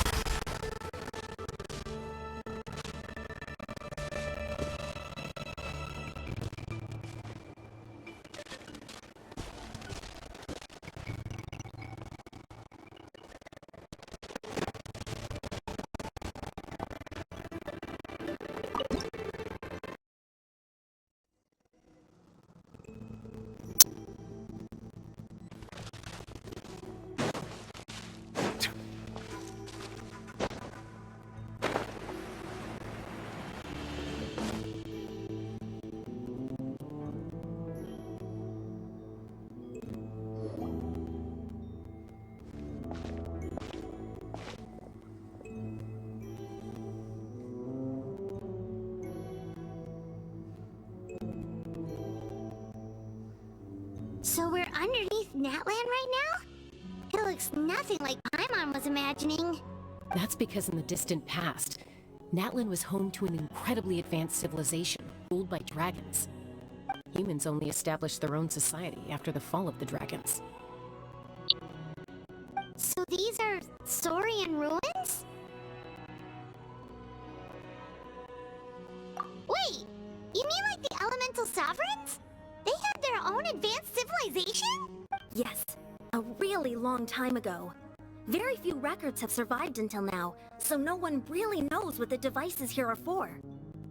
These ruins have been abandoned for a long time, but with the recent increase in Abyss activity, the installations around here have somehow been activated again. So what you're saying is, we're not in for an easy trip to the Night Kingdom. No. It's going to be obstacle after obstacle from here on out.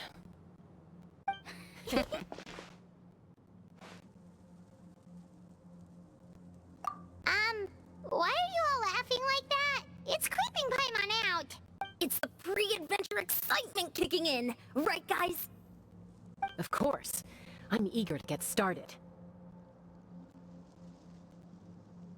Then let's go. We won't let anything stand in our way.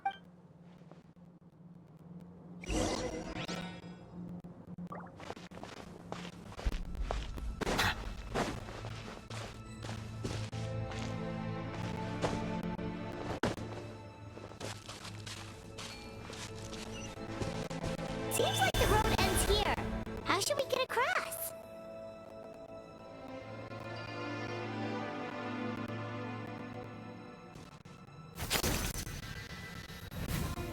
As a professional trainer, I think you could stand to build up your endurance, Paimon. Professional trainer? Paimon thought you were a warrior from the Collective of Planning. Well, that goes without saying. But I actually work as a sports coach. I provide professional guidance for many of Natlan's popular sports. And I don't just mean physical training. I design nutrition plans as well. Ah, so basically no sugar, no soft drinks, no grilled meat.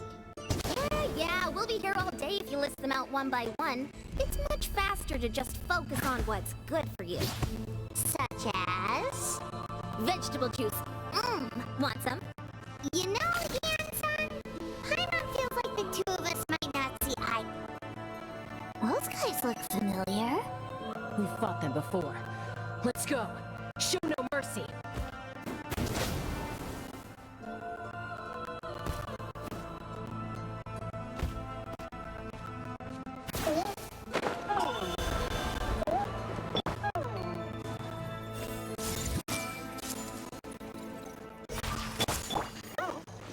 I'll protect us.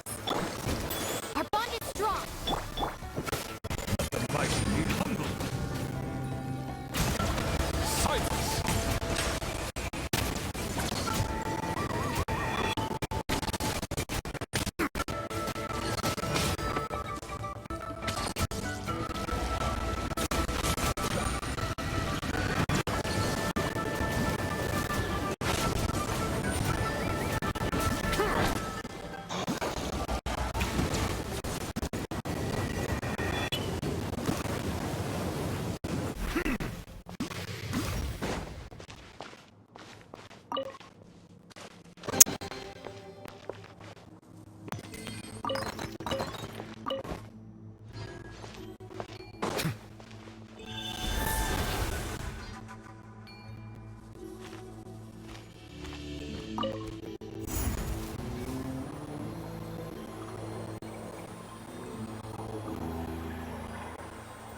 Whoa, the place we need to go seems really high up.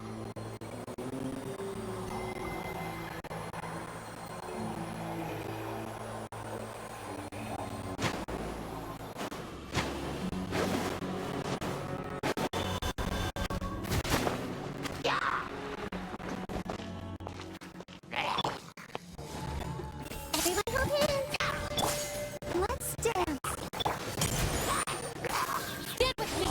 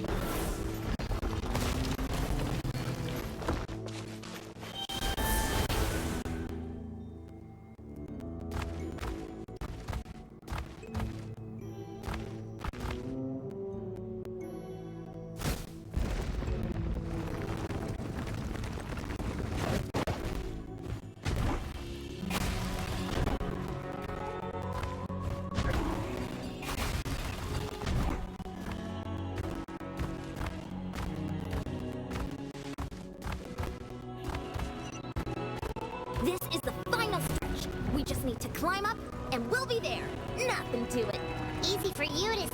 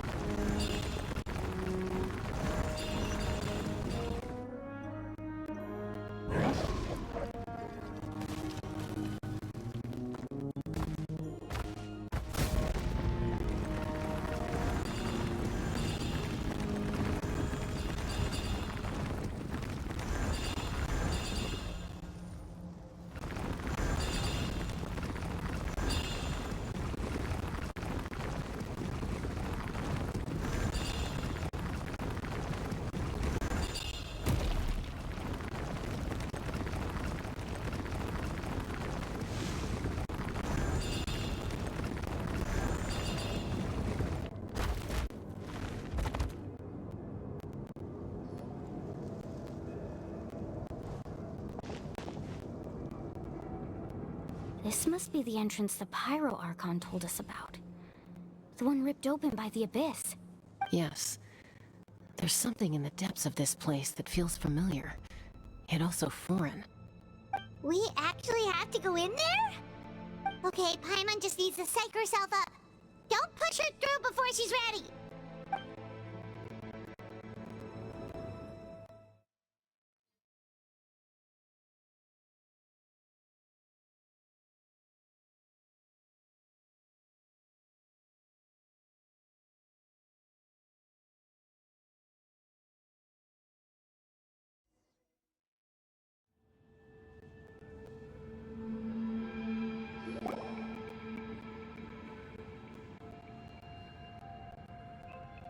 Hey! You don't have to drag Paimon! You're pulling too hard!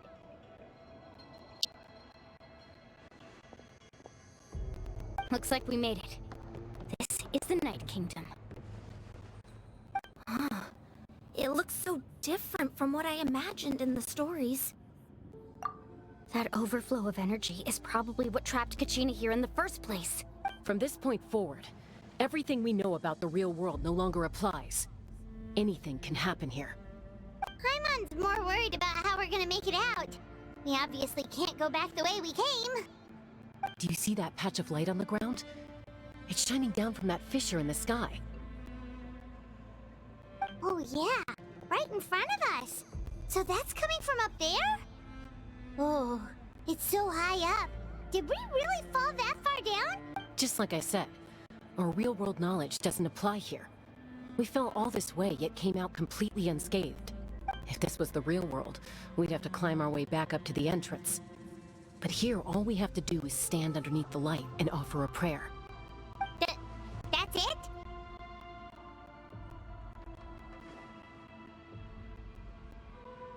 You really think that little of Paimon? That's not even why Paimon asked!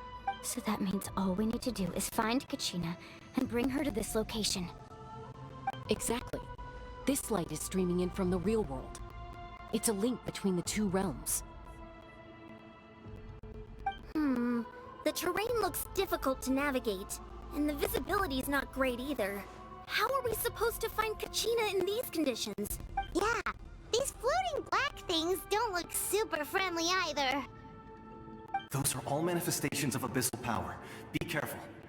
Ghost! A talking ghost! Calm down, I'm here to help. You're the ones who helped Vichama, right? Yes, I'm Vichama's friend, Malko. I was completely lost to this realm until I sensed a mysterious power calling out to me. It's like it was seeking me out, attempting to reassemble the pieces of who I used to be. Of course, it could only do so much. I'm sorry I can only appear before you in this imperfect form. No, we should be the ones apologizing. If the Spirit Speaker's stone hadn't become corrupted by the Abyss, we could have done much more. But we had to destroy it. Otherwise, Vichama and his tribe would have been in danger. Of course. Thank you for protecting him. I never imagined that, even after all these years, he'd still take such a risk for me. Under the power of the stone, it felt like our souls were connected. Turns out even our regrets were exactly the same. Whether in triumph or death, you want your best friend by your side. Exactly. That may not be in the cards for us, but it's not too late for you. You're looking for a young girl from the Children of Echoes, right? She's being chased by an embodiment of abyssal power. I'd like to help her while I'm still in this form, so follow me. Be careful. This place has been severely corroded by the abyss. Paimon didn't realize it had gotten this bad. It's like a seething volcano ready to engulf our world at any moment.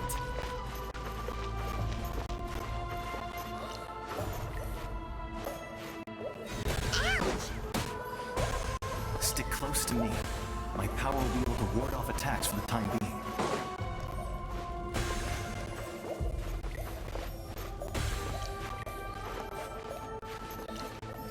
We won't be able to keep this up. Let's try another route. This way.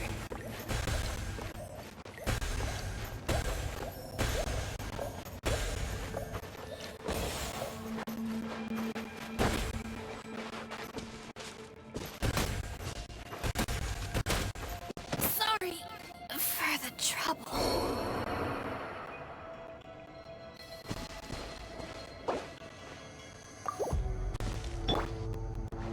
Come on, we can do it.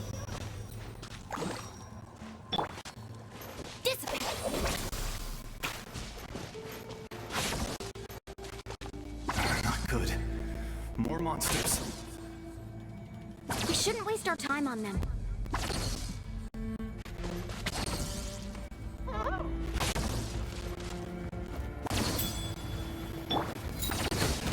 I'm seeing stars. Everyone hold hands.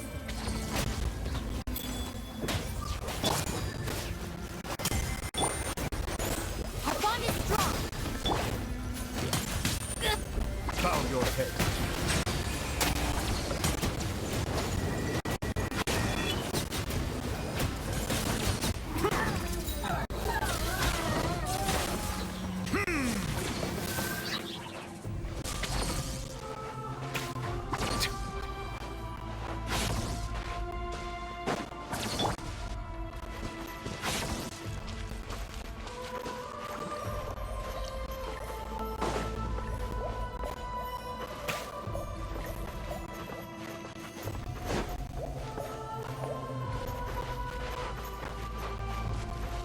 Oh, Paimon can't see anything. It's easy to get lost here. Just stick close.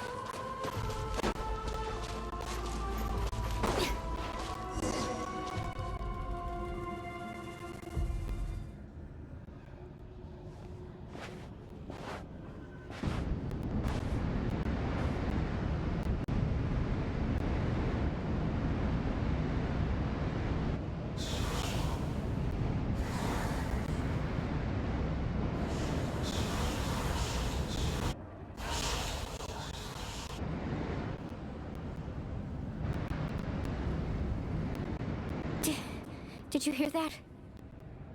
What? Never mind. It was probably just my imagination. Don't scare Paimon like that. I heard it too.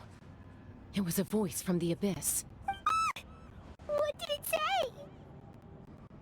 Doesn't matter. It certainly doesn't harbor good intentions.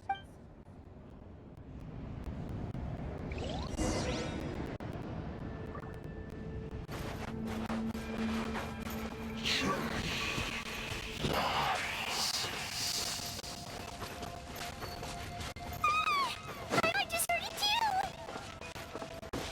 Let's keep going. Paimon wants to get out of this place.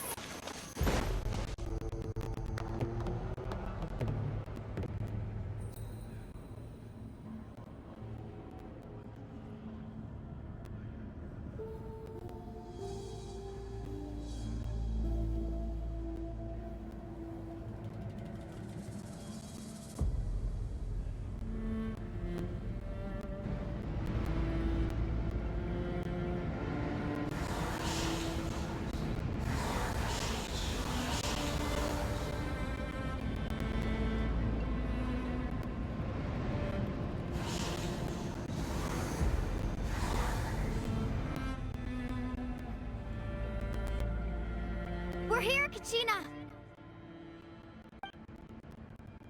No, honey. Looks like our reunion will have to wait until we take care of these monsters.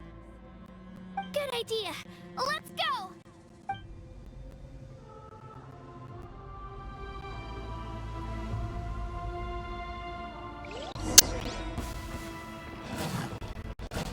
Spin to win!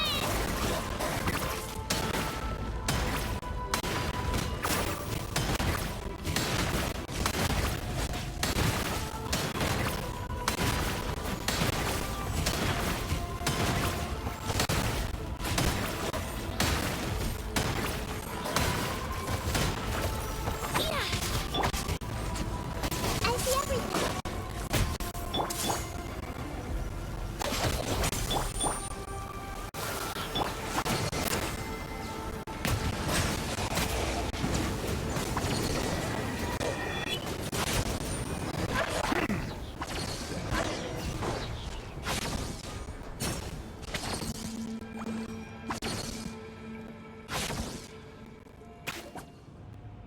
You're here.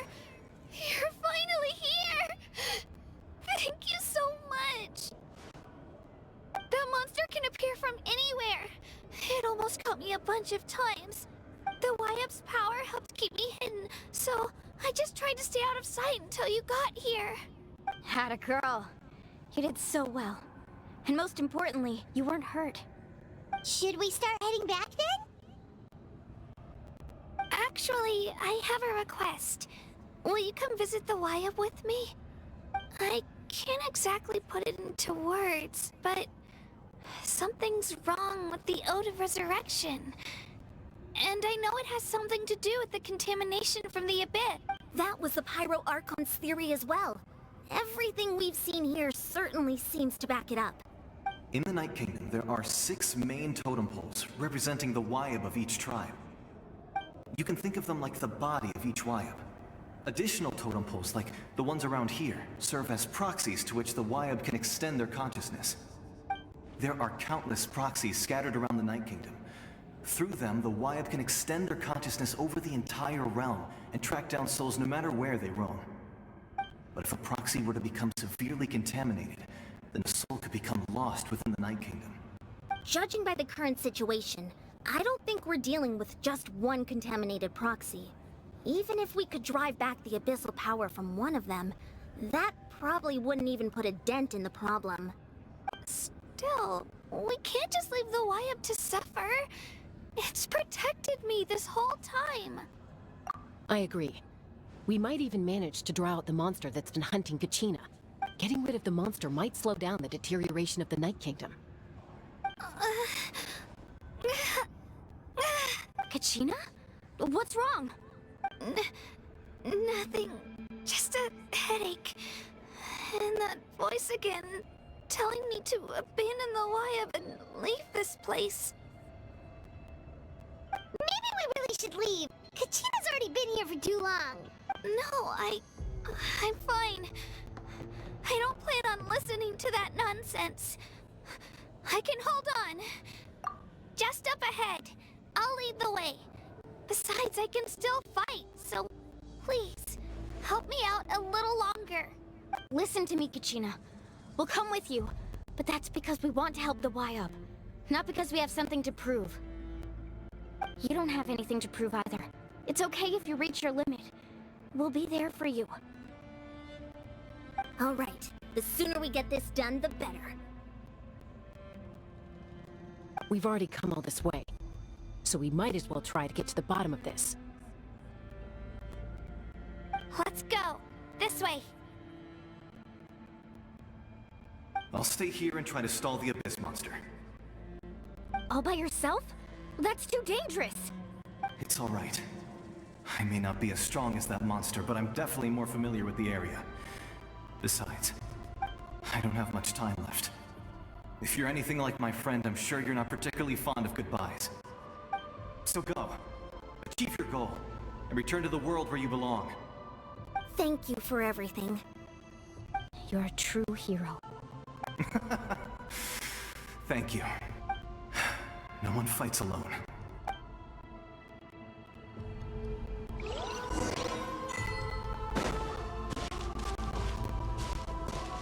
Does your head still hurt? Let me help you walk. I'm fine. You should know I'm made of stronger stuff than that.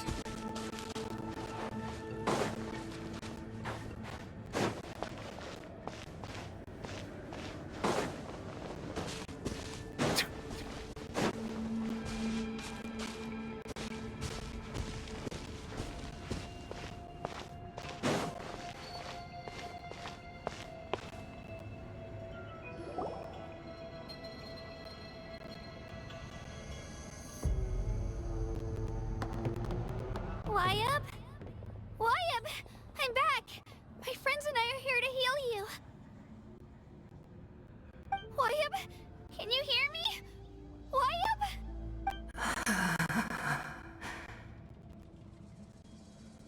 So we were right.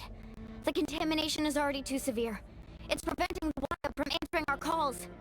Alright, get ready everyone! Time to purge the abyssal energy from this place!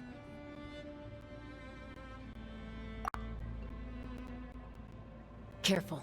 We've got company.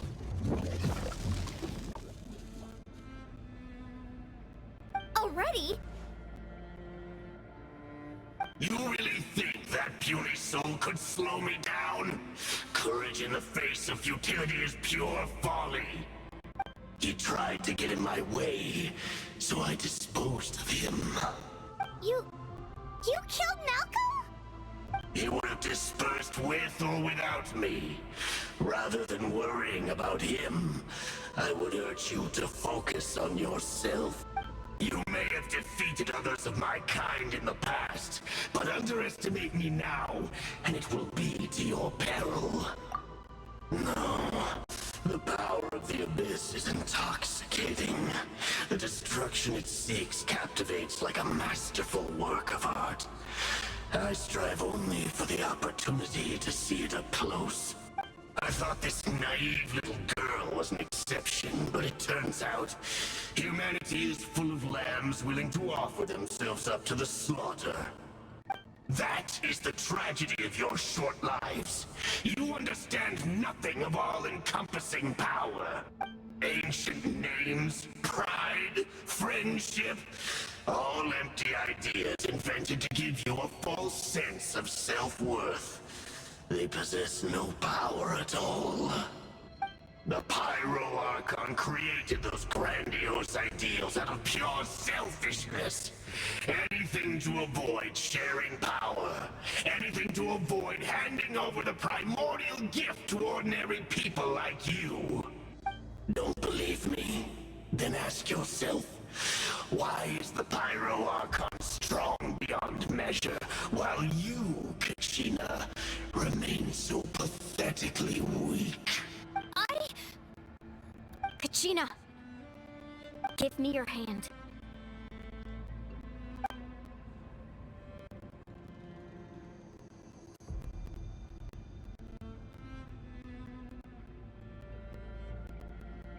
Feel that?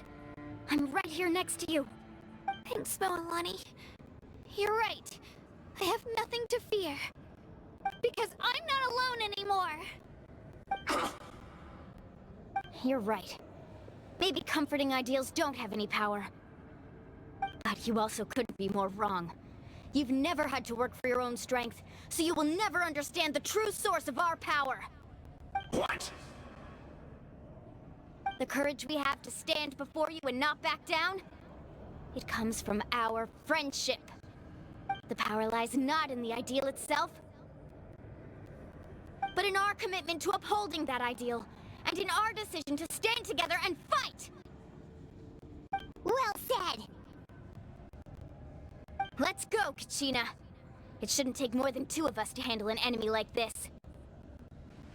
Sorry in advance, but you deserve what's coming to you! There aren't many in Natlan who can beat us when we're together. It's time he got a taste of that kind of power.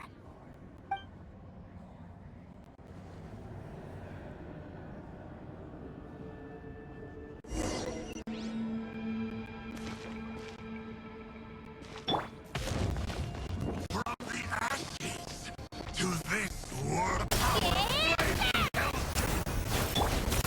Woohoo!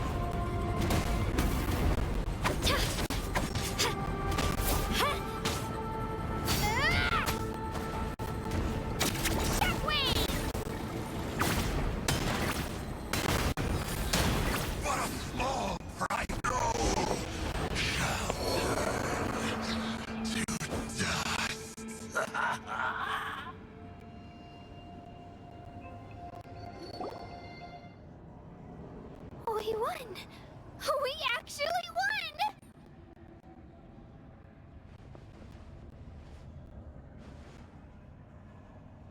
That's what he gets for underestimating you two. Fantastic work, Kachina! Absolutely fantastic! This makes me so unbelievably happy. I'm happy too, Mualani. Together we really are unstoppable! Huh? What's happening?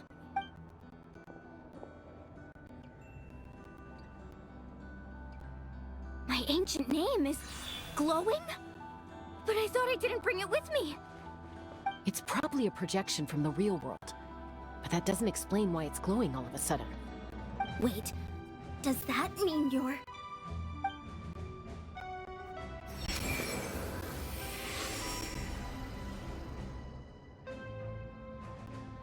That was a bold move, diving headfirst into the fire to save your friend, especially in a place so overrun with abyssal corruption. Still, seeing you pull it off was really something. Everything you said was exactly right.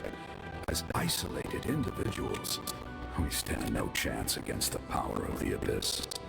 It took years' worth of scars and lots of unnecessary suffering for me to understand that for myself.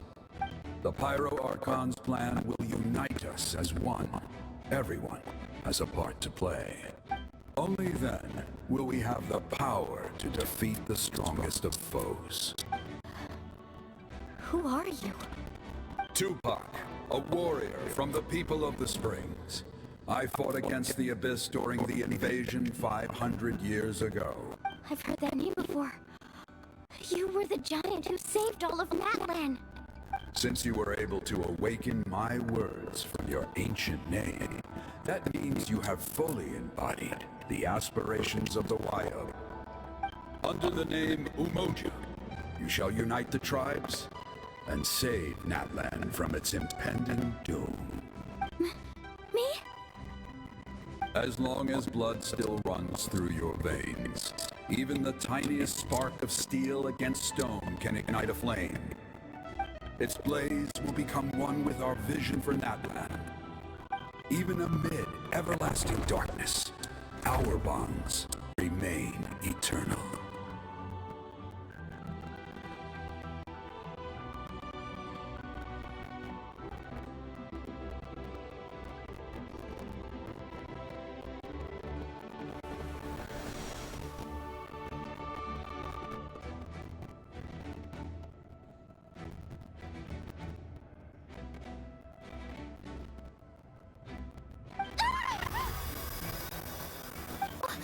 What's wrong, Mualani? So many memories. My brain was just flooded with everything he once knew. So that's what happened. What do you mean? Did you just figure something out? 500 years ago, they foresaw the very crisis we're facing now. Efforts to save Natlan started all the way back then. We can go over the details once we get back. We shouldn't linger here longer than we have to. I know bits and pieces, but I had no idea Mualani was also part of the plan. This sounds like something that's going to need a lot of explaining. Let's focus on saving the Wyatt first.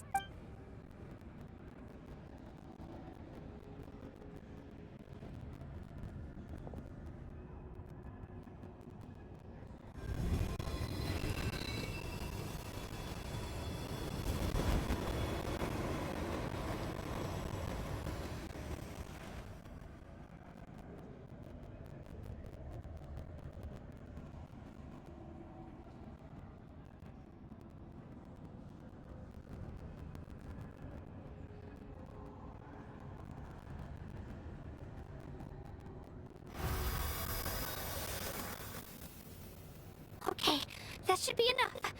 Wyatt? Wyatt? Can you hear me? I hear your voice, Kachina, my dear child.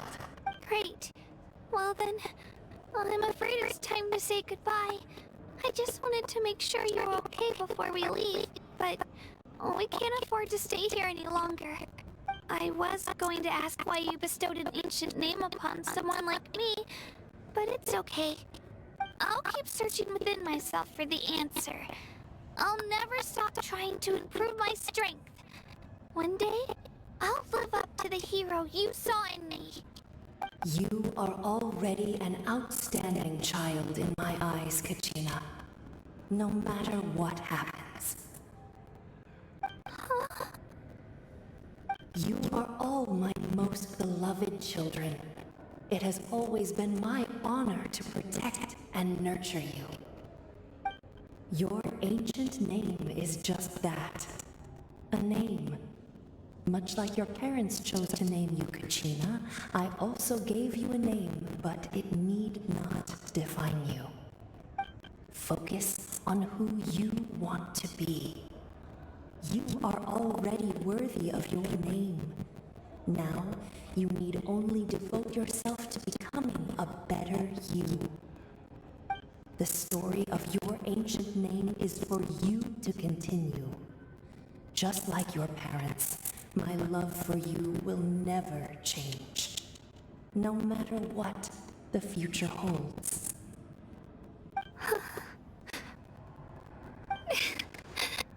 Thank you, Wyatt.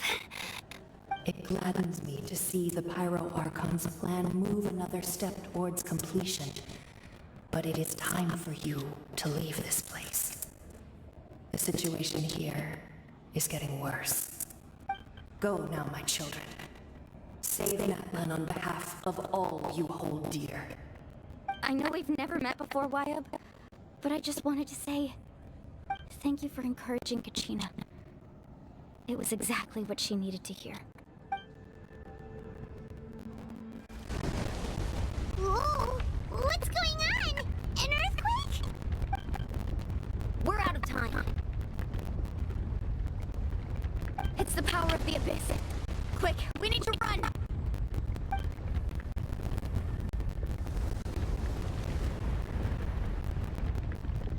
It's a Sealy! The Sealy opened the way for us!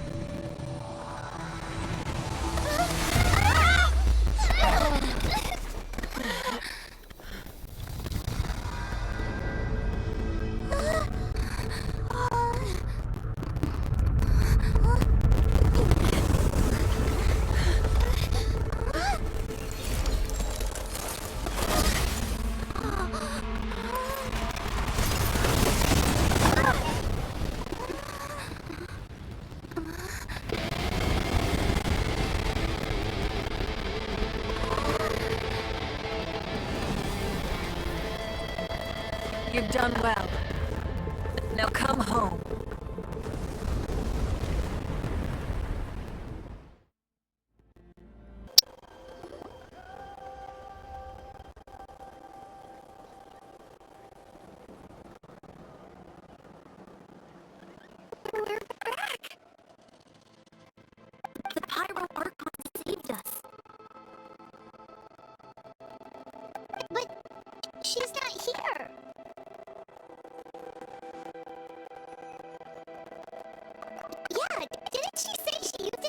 still in the Speaker's chamber.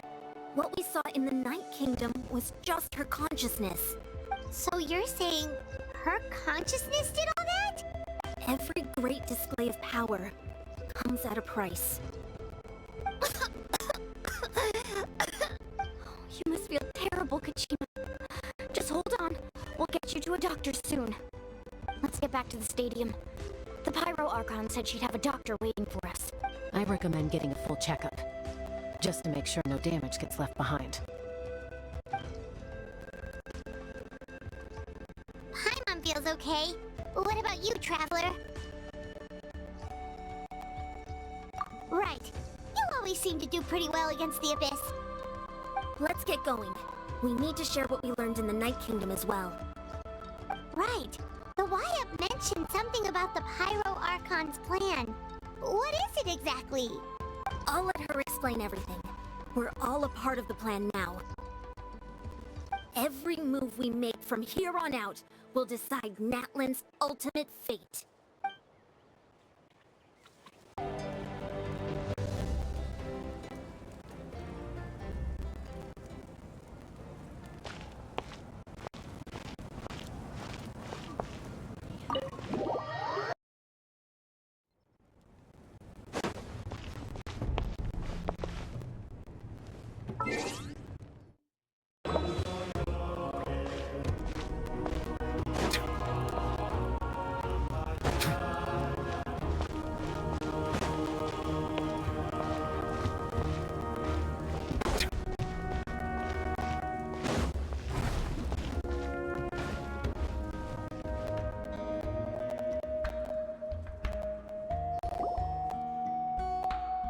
Huh. There's a lot less stuff here than before. It's good to see you all here in one piece. I know you must have a lot of questions, but let Koichi check you over first. It's best not to let any lingering effects of the Abyss go untreated. Thank goodness you made it back. I came here as soon as the Pyro Archon told me about your plan. Take a seat, everybody. I'll examine you one by one.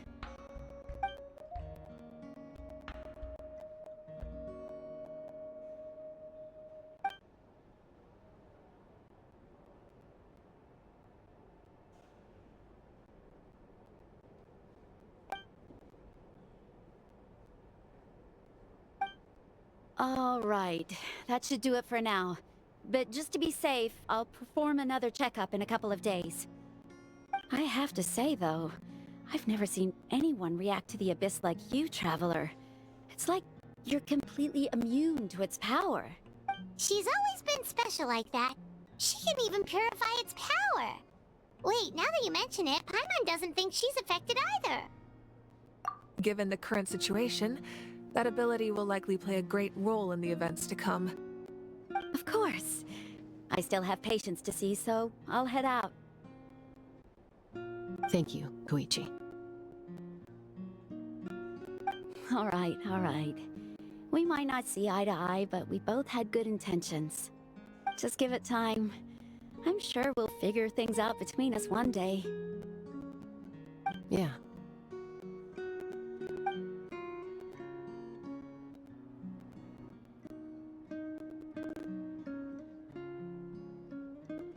All right. There's so much to discuss, I don't even know where to begin. You've seen it for yourselves now. The devastation in the Night Kingdom. I'll get straight to the point.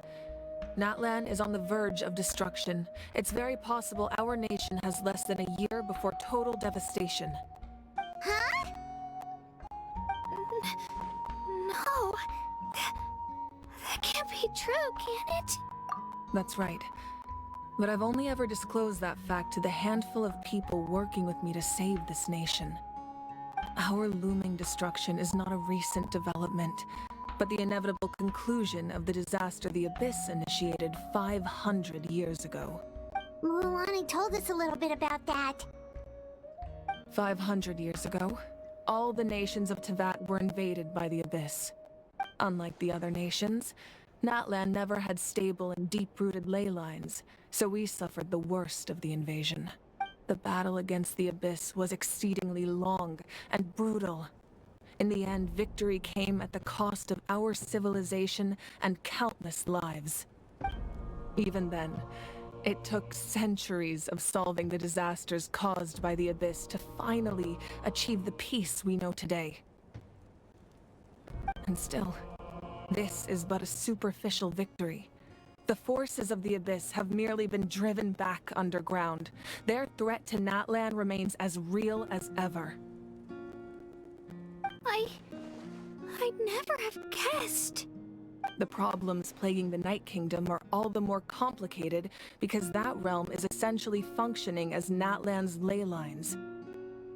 Immediately after the war, our calculations estimated that we would have a maximum of 500 years before the Night Kingdom was completely lost to the Abyss. But at that time, we were a nation of the destitute. Our people no longer believed in victory, nor did they hold hope for the future. Our civilization was dying, our faith crumbling, and the line of power passed down from the Wyab nearly severed. If we didn't bring the nation back together, it would be foolish to even dream of defeating the Abyss in the future.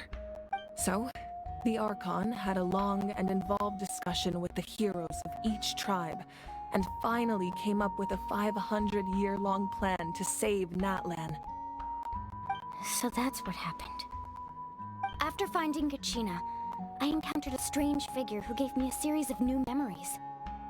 Since the plan was mentioned in those memories, I guess I've been chosen to play an important role in it. But there's still something I don't understand. Those memories showed me the Pyro Archon from back then. And it was you. Huh? But that doesn't make any sense. The Pyro Archon is supposed to be human. It's impossible for a human to live that long. That's right. The hardest thing for humans to overcome has always been time. Or rather, the natural limitations of our lifespan. A god can extend a human's life by using a certain amount of divine power, or subjecting them to a curse. But, as we all know, Natlan doesn't have gods like that. We can only rely on our own methods. A human life is like a flame destined to be extinguished. 500 years ago, I placed my life within the sacred flame. Only by dying before my time could I have the chance to wake up again. So, in other words, this is your second life? Yes. We only managed to defeat the Abyss all those years ago because the tribes came together as one. If the Natlan of the future was to have a fighting chance, the Pyro Archons that came after the war had to rebuild the decimated tribes. The goal was to reunite the people and restore the strength of each tribe's Wyab. Once a tribe was back to its full strength, the tribe's Wyab would select a hero, indicating the tribe was once again ready for war. The Chosen would then stand by my side in defense of our nation, just like great heroes of old 500 years ago. So that means I'm one of the Chosen? That's right. You bear the ancient name Umoja, the same one held by the hero from your tribe 500 years ago. It means unity. After your adventure in the Night Kingdom, I trust you've come to fully understand the meaning of that name. So in other words, you always knew who the Wyab were going to pick from each tribe? Yes. According to the plan, each tribe was supposed to have been fully restored by the time I awoke. But something went wrong along the way. The 6 heroes successfully inherited the ancient names from 500 years ago, but the intel regarding the plan wasn't passed on to them. Once again, it comes down to the deterioration of the Night Kingdom. Communication between the Sacred Flame and the Wyab has been blocked. Just like how the Ode of Resurrection failed to bring Kachina back. Exactly. It's just another tactic the Abyss is using against us. The Abyss may not possess intelligence, but its methods certainly aren't easy to counter. If we want to unblock that information from being passed on, my presence alone isn't enough. The ancient name bearer must establish a greater connection to their name. So, I've tried my best to help them from the sidelines. Currently, Shilonen of the Children of Echoes, Kinich of the Scions of the Canopy, and Iansan of the Collective of Plenty have all been acknowledged by their names. During your adventure, you too earned the acknowledgement of your Wayab Mualani. In the process, you gained the memories stored within your name. But we have less than a year! Yes, but we have no choice. We cannot start the plan until all the heroes have been gathered. That's also why I haven't been able to take action despite the urgency of the situation. But if you knew this whole time, why didn't you just tell me about my role in all this? Wouldn't that make everything go a lot faster? Perhaps, but the opposite could also be true. Knowing your destiny too early could mean failing to realize your full potential. Just like your determination to save Kachina, I hope your commitment to this endeavor comes from your own strength of will, rather than a sense of obligation. So I suppose you're not going to tell us who the final two heroes are then? That's right. Their time is yet to come. Putting pressure on them beforehand will only hinder their development. I can only trust in the judgment of the Wayab. I have never believed I could solve this crisis alone. In fact, it was precisely because I chose to trust and rely on others that we managed to get this far. Natlan's salvation lies not in its archon or any singular individual, but in us all. You're quite perceptive, aren't you? I thought I might get away with avoiding the topic. Huh? Oh, right! All of the stuff you stored here before, where did it all go? Even though I sacrificed my power, I still needed a contingency plan to ensure you would make it back from the Night Kingdom. After all, I was the one who allowed you to take that risk, and Mualani has an important role to play in my plan. In addition to their sentimental value, the items I stored here held a much more important purpose: fuel. Fuel? Ah, so back then, that's why you... Yes. The stories embodied by those items are certainly important, but there's an even more significant trait they all share. Every item belonged to a hero of Natlan. Over time, they became imbued with a certain amount of contending fire from being carried in battle. On their own, each item's power is limited, but together, their combined effect can prove quite useful in a dire situation.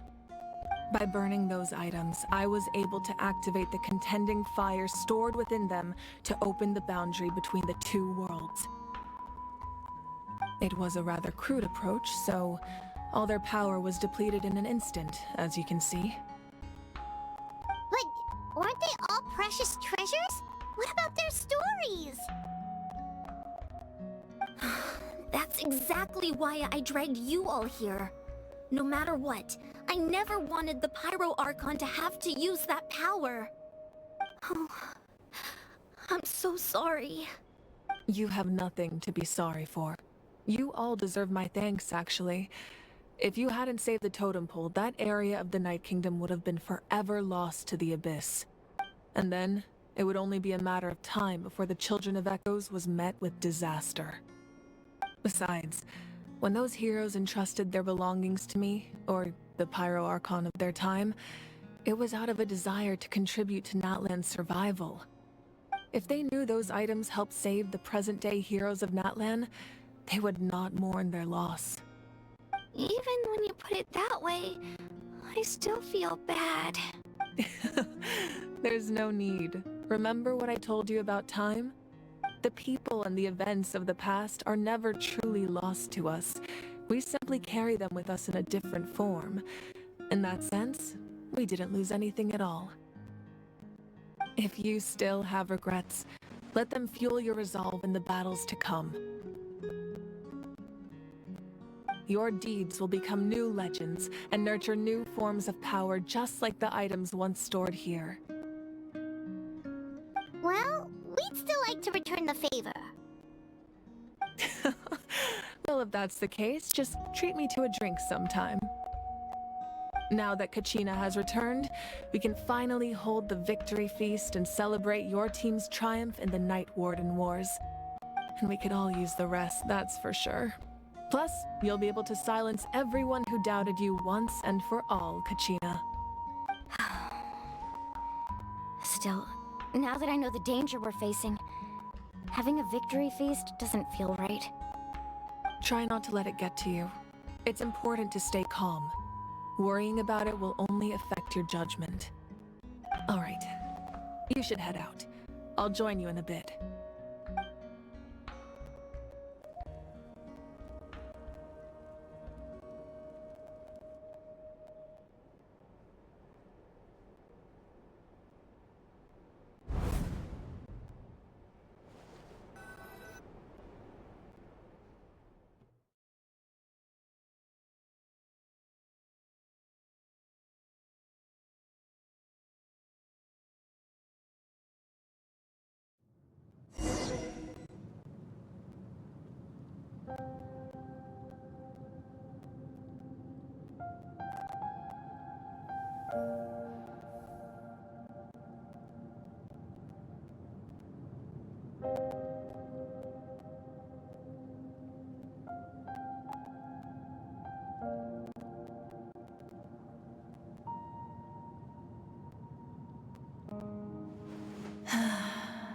When I was young, I used to sit by the hot springs and listen to the stories of warriors from all over Natlan. They attract people from all walks of life. Friends come easy here, no matter what tribe you're from. The people of the springs have never claimed the hot springs as their own private property. They are there to bring all hot spring buddies together. It's been really nice, seeing the children of my tribe get older. It's helped me gradually understand the true value of the springs. I've witnessed their energy, their determination, their absolute passion for life.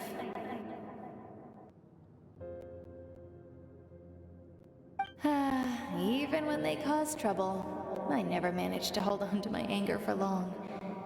It's unbelievable how quickly they worm their way back into my good graces. I'm certain Mualani will become a great warrior when she grows up. She possesses infinite potential. I can see it. One day, when I'm no longer in fighting form, I'll come here and tell stories to all the children, just like those warriors did for me. So, you better get busy, Pyro Archon, or I'll end up running out of stories.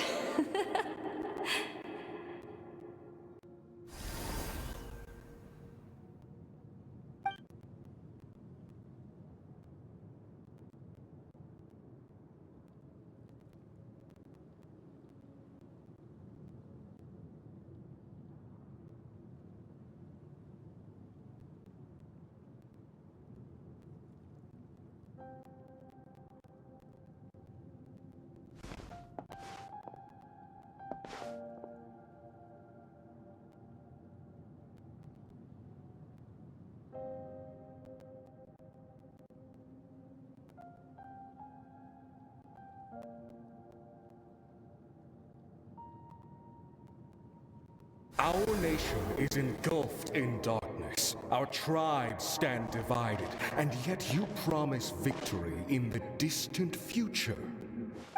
The Abyss is a cunning enemy, one that I faced in battle many times. Were that not the case, I would never understand exercising this degree of caution. My rage will never know absolution, and my power will no longer aid you in victory. But you came to me because you knew you could convince me with just a single sentence. I understand your choice.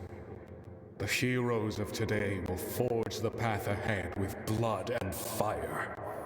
Just remember to earn us the victory we are owed.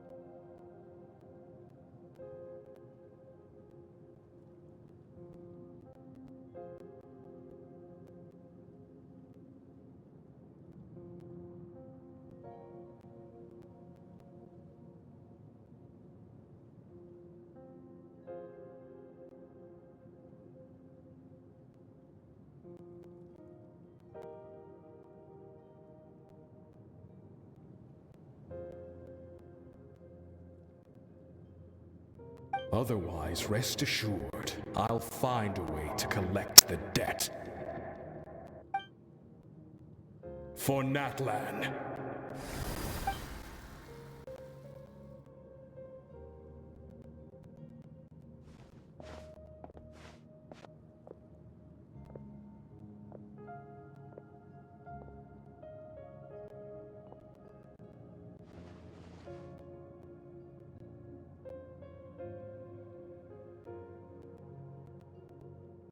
So, you're gonna head 500 years in the future to serve as the Pyro Archon again?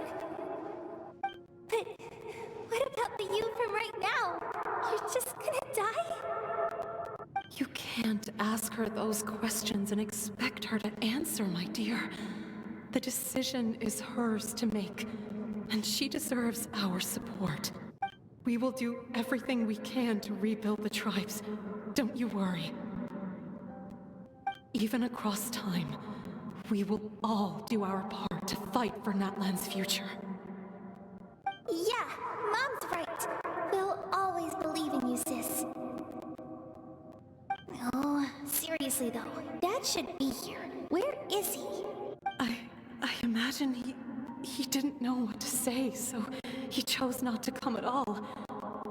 Don't take it to heart, my dear. That's just who he is.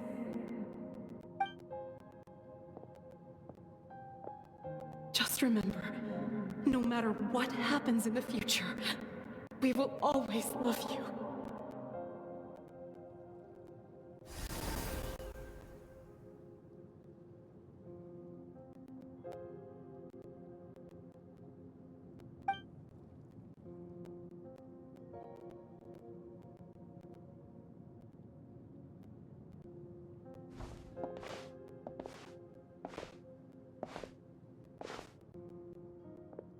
I'll come find you one day. I know I can't live that long, but I'll think of something. There has to be a way for us to meet again one day. If there's an answer out there somewhere, I'm gonna find it. So, don't forget about me.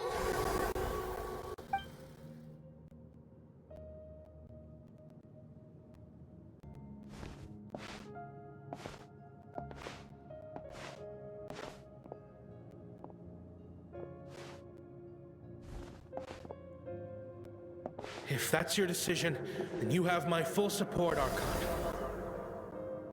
May our children live to see such a lovely son. For Natlan!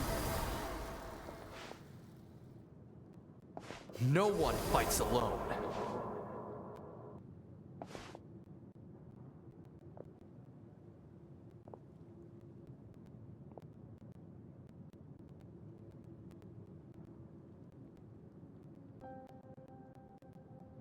The rules are my legacy. They shall grant us the strength to overcome the next tragedy. War forged the 6 tribes, taught us how to fight, instilled in us what it means to love. Who will be the one to bring this to an end?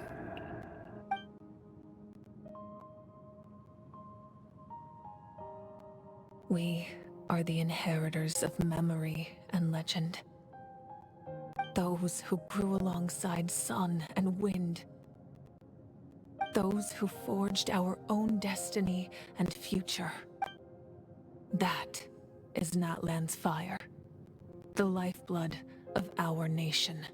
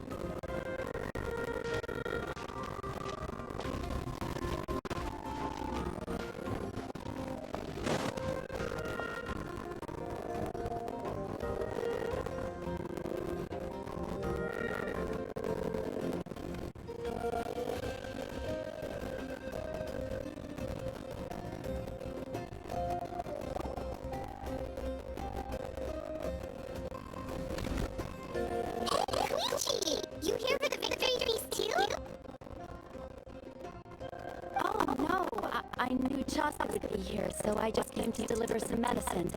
I was about to leave, actually. But it's not that I don't want to celebrate Kachina and the others. I'm so glad she made it back. It's just... Well, I'll make things awkward if I'm around my sister right now. Well, you two had a fight, so Paimon can understand. She didn't cause any trouble during your trip, right? Yeah, she was super helpful. She gave us a lot of useful information about the Abyss. That's good. That's all I needed to know.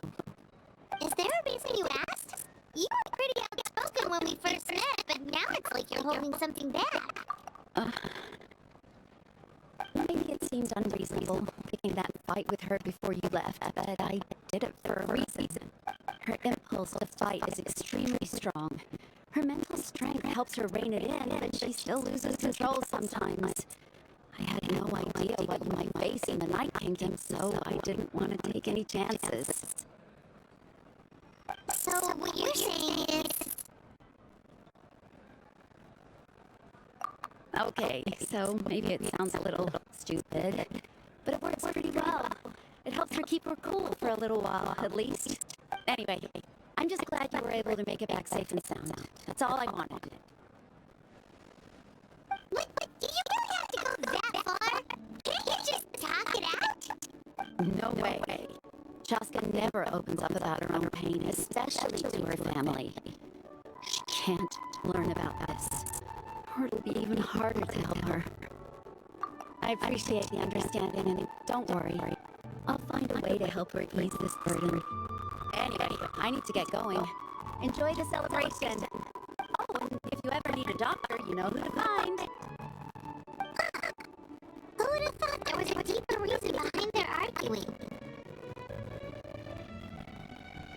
In the end, it's all the Abyss's fault. Paimon's had enough of them.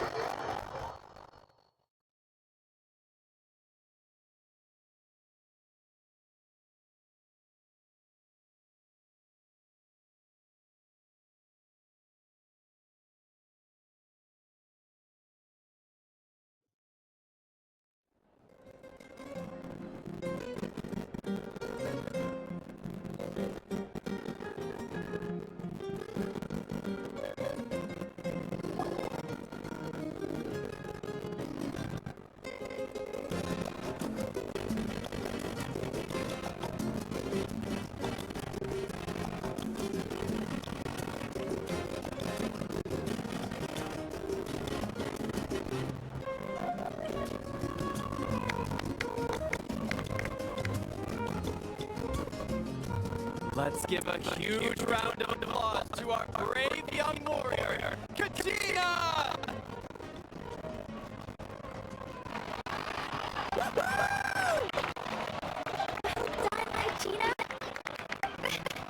Thank you, everyone. I'm so glad I finally made it. I always knew you could do it. With so much potential at your age, you have a great future ahead of you. You're one to talk. Don't think I didn't know you were the first person to abandon your team. I'll be with you when we get back. I had no choice. My friend invited me. I couldn't just say no. Oh, really? So you weren't just trying to get ahead in the first round? I wasn't, I swear. I just happened to find that bearer injured in the wild, so I stopped to bandage his wounds. When he insisted on repaying the favor, what was I supposed to do? I'm just one person. I figured Kachina would have no trouble replacing me. But the fact of the matter is that after your departure, everyone else started thinking about swapping teams too. I'm really sorry, Kachina. It was wrong of us to abandon you like that. It's amazing that you still made it all the way through to the Night Warden Wars. That's the highest honor. So, what about you guys? Did you make it far? Our team captain drank too much the night before the competition and turned up late to the stadium on the day. We got disqualified. Serves you all right. No sympathy for me. All right.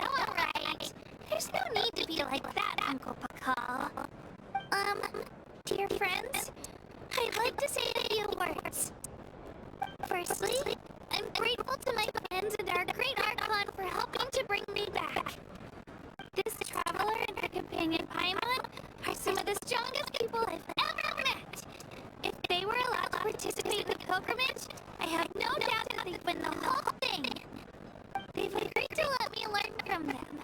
With their help, I believe I can become even stronger still. And let's not forget my good friends, Moalani, Chaska, Kanich, and Dion-san. They all helped the traveler and Paimon figure out how to bring me back from the Night Kingdom. They too deserve to be called our heroes. So, please give another round of applause for them. Thank you so much. Well said!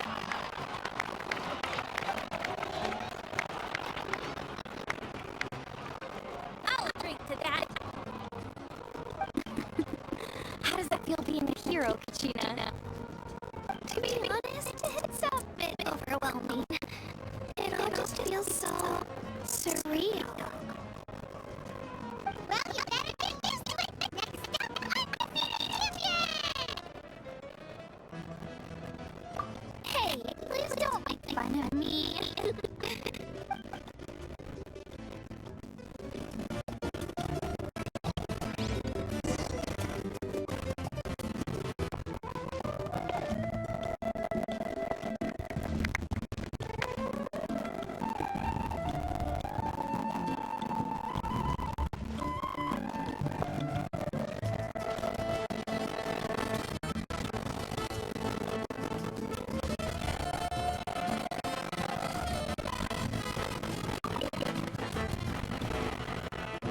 My apologies. I knew more than I let on. Everything comes at a price. Most heroes aren't people you set out to become a hero. If you cling too tightly to your goal, you end up losing things that are far more precious. But in any case, we're now on the same page.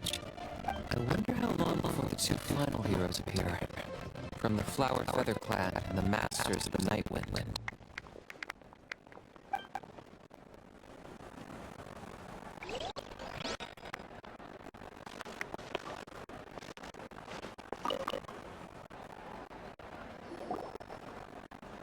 I've been through so much all at once. Everything still kind of feels like a dream. Are you still feeling unwell? No, all better now. I told you I'd bounce back pretty quick, so don't worry about me. I bet you guys must be tired though. Make sure you get some good rest tonight. You gotta go.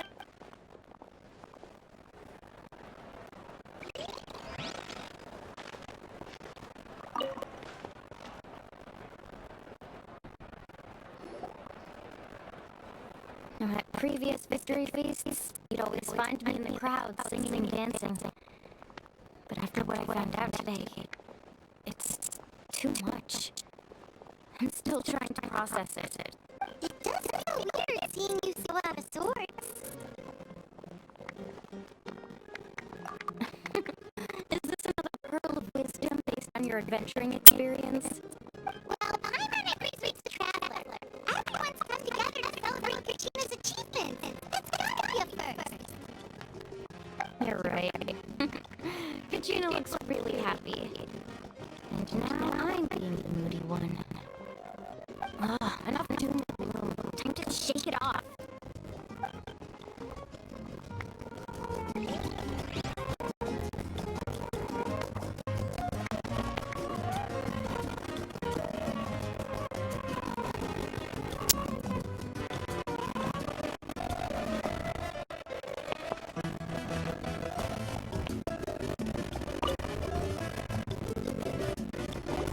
It cost us a lot, but we got Kachina back safely, and that's what matters. There'll be even tougher challenges coming our way in the days ahead, though. We'll have to train harder, make sure we're in peak condition. That includes you, Paimon. I can do a special one-off session to show you the ropes. Interested? No thanks.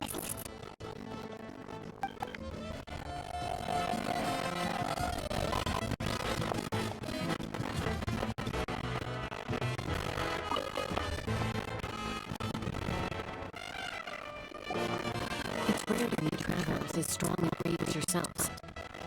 I raise my glass to you. Anyway, my sister's already gone back to her tribe. She has patience to treat. Oh, yeah, we ran into her on the way here and, well, Paimon just thinks she really cares about you. Yeah. I'm planning on visiting home myself in a few days to tell her and the rest of the family that they need to be extra careful. I just hope they take it seriously. The Abyss has likely sensed your arrival in Natlan by now, so exercise caution on your adventures as well.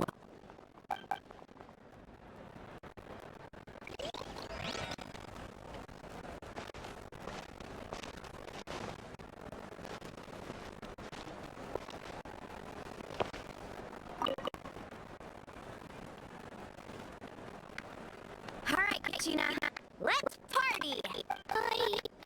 I'm a little embarrassed. Don't be! Come on, you're the star of the show today!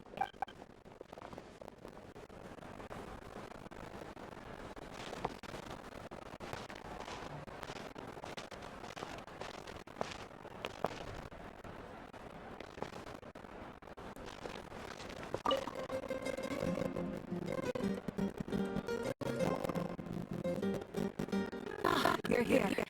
Have some fruit juice. I got it especially for you two.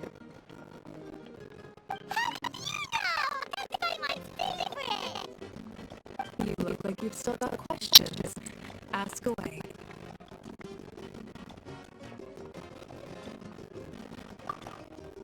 Because they had their own lives to live. The thought of telling them to abandon your families and everyone you love and come with me to the end of time, for in 500 years Natlan will be destroyed, it seemed too cruel.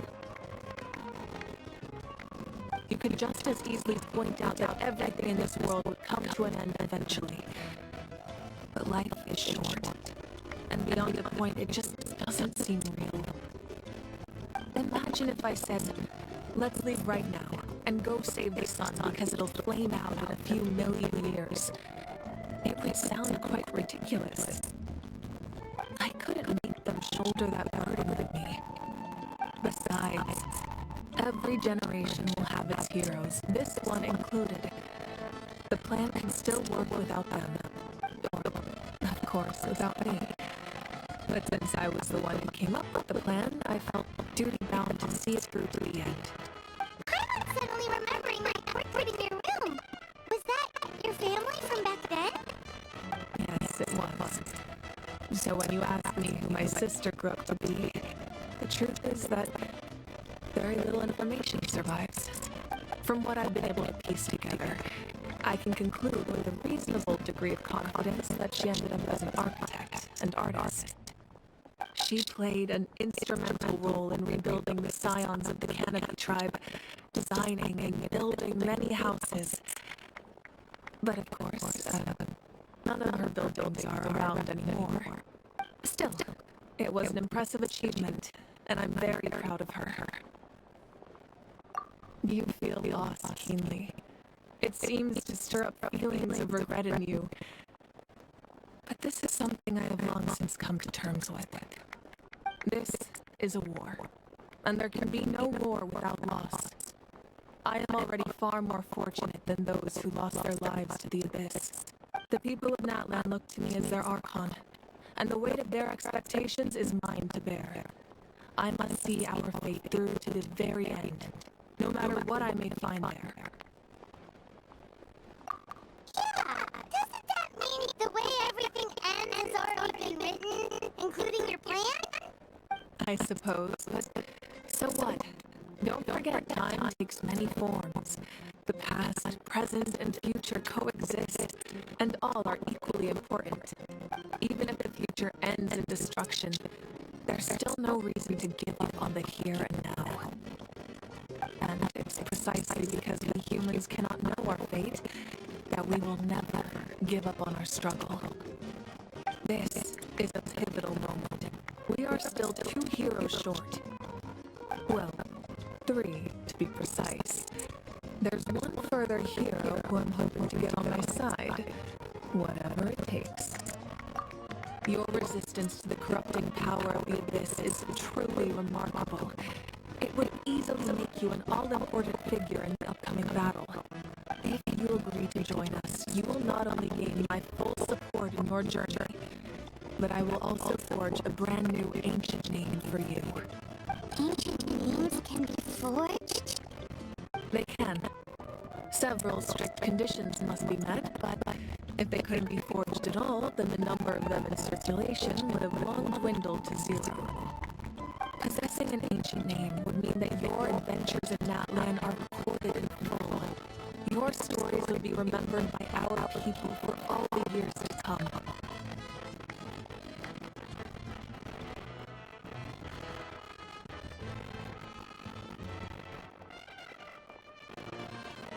The Ode of Resurrection may have temporarily lost its power, but still, take this as my personal guarantee that I shall never let you fall.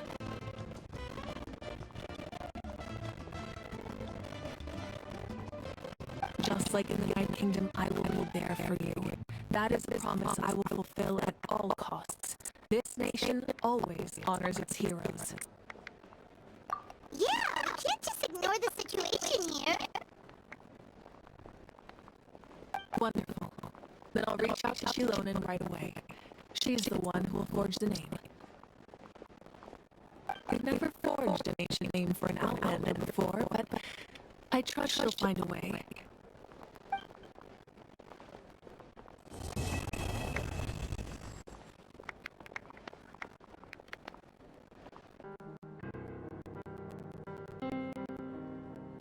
Although your injury complicates things, this is most certainly the opportune time to seize the Gnosis. Victory and defeat are rules, not outcomes. I have never taken advantage of an opponent in a time of weakness, and I don't intend to start now. As for you, I must confess, I did not expect that little trick of yours to save the day. No matter how dense the fog, as long as the sun remains, we cannot turn day into night. She could have dispelled it. She simply chose not to. You don't have much time, and you're injured on top of that. What do you plan to do next? I'm beginning to see just how useful you may turn out to be. You heard something from here, didn't you?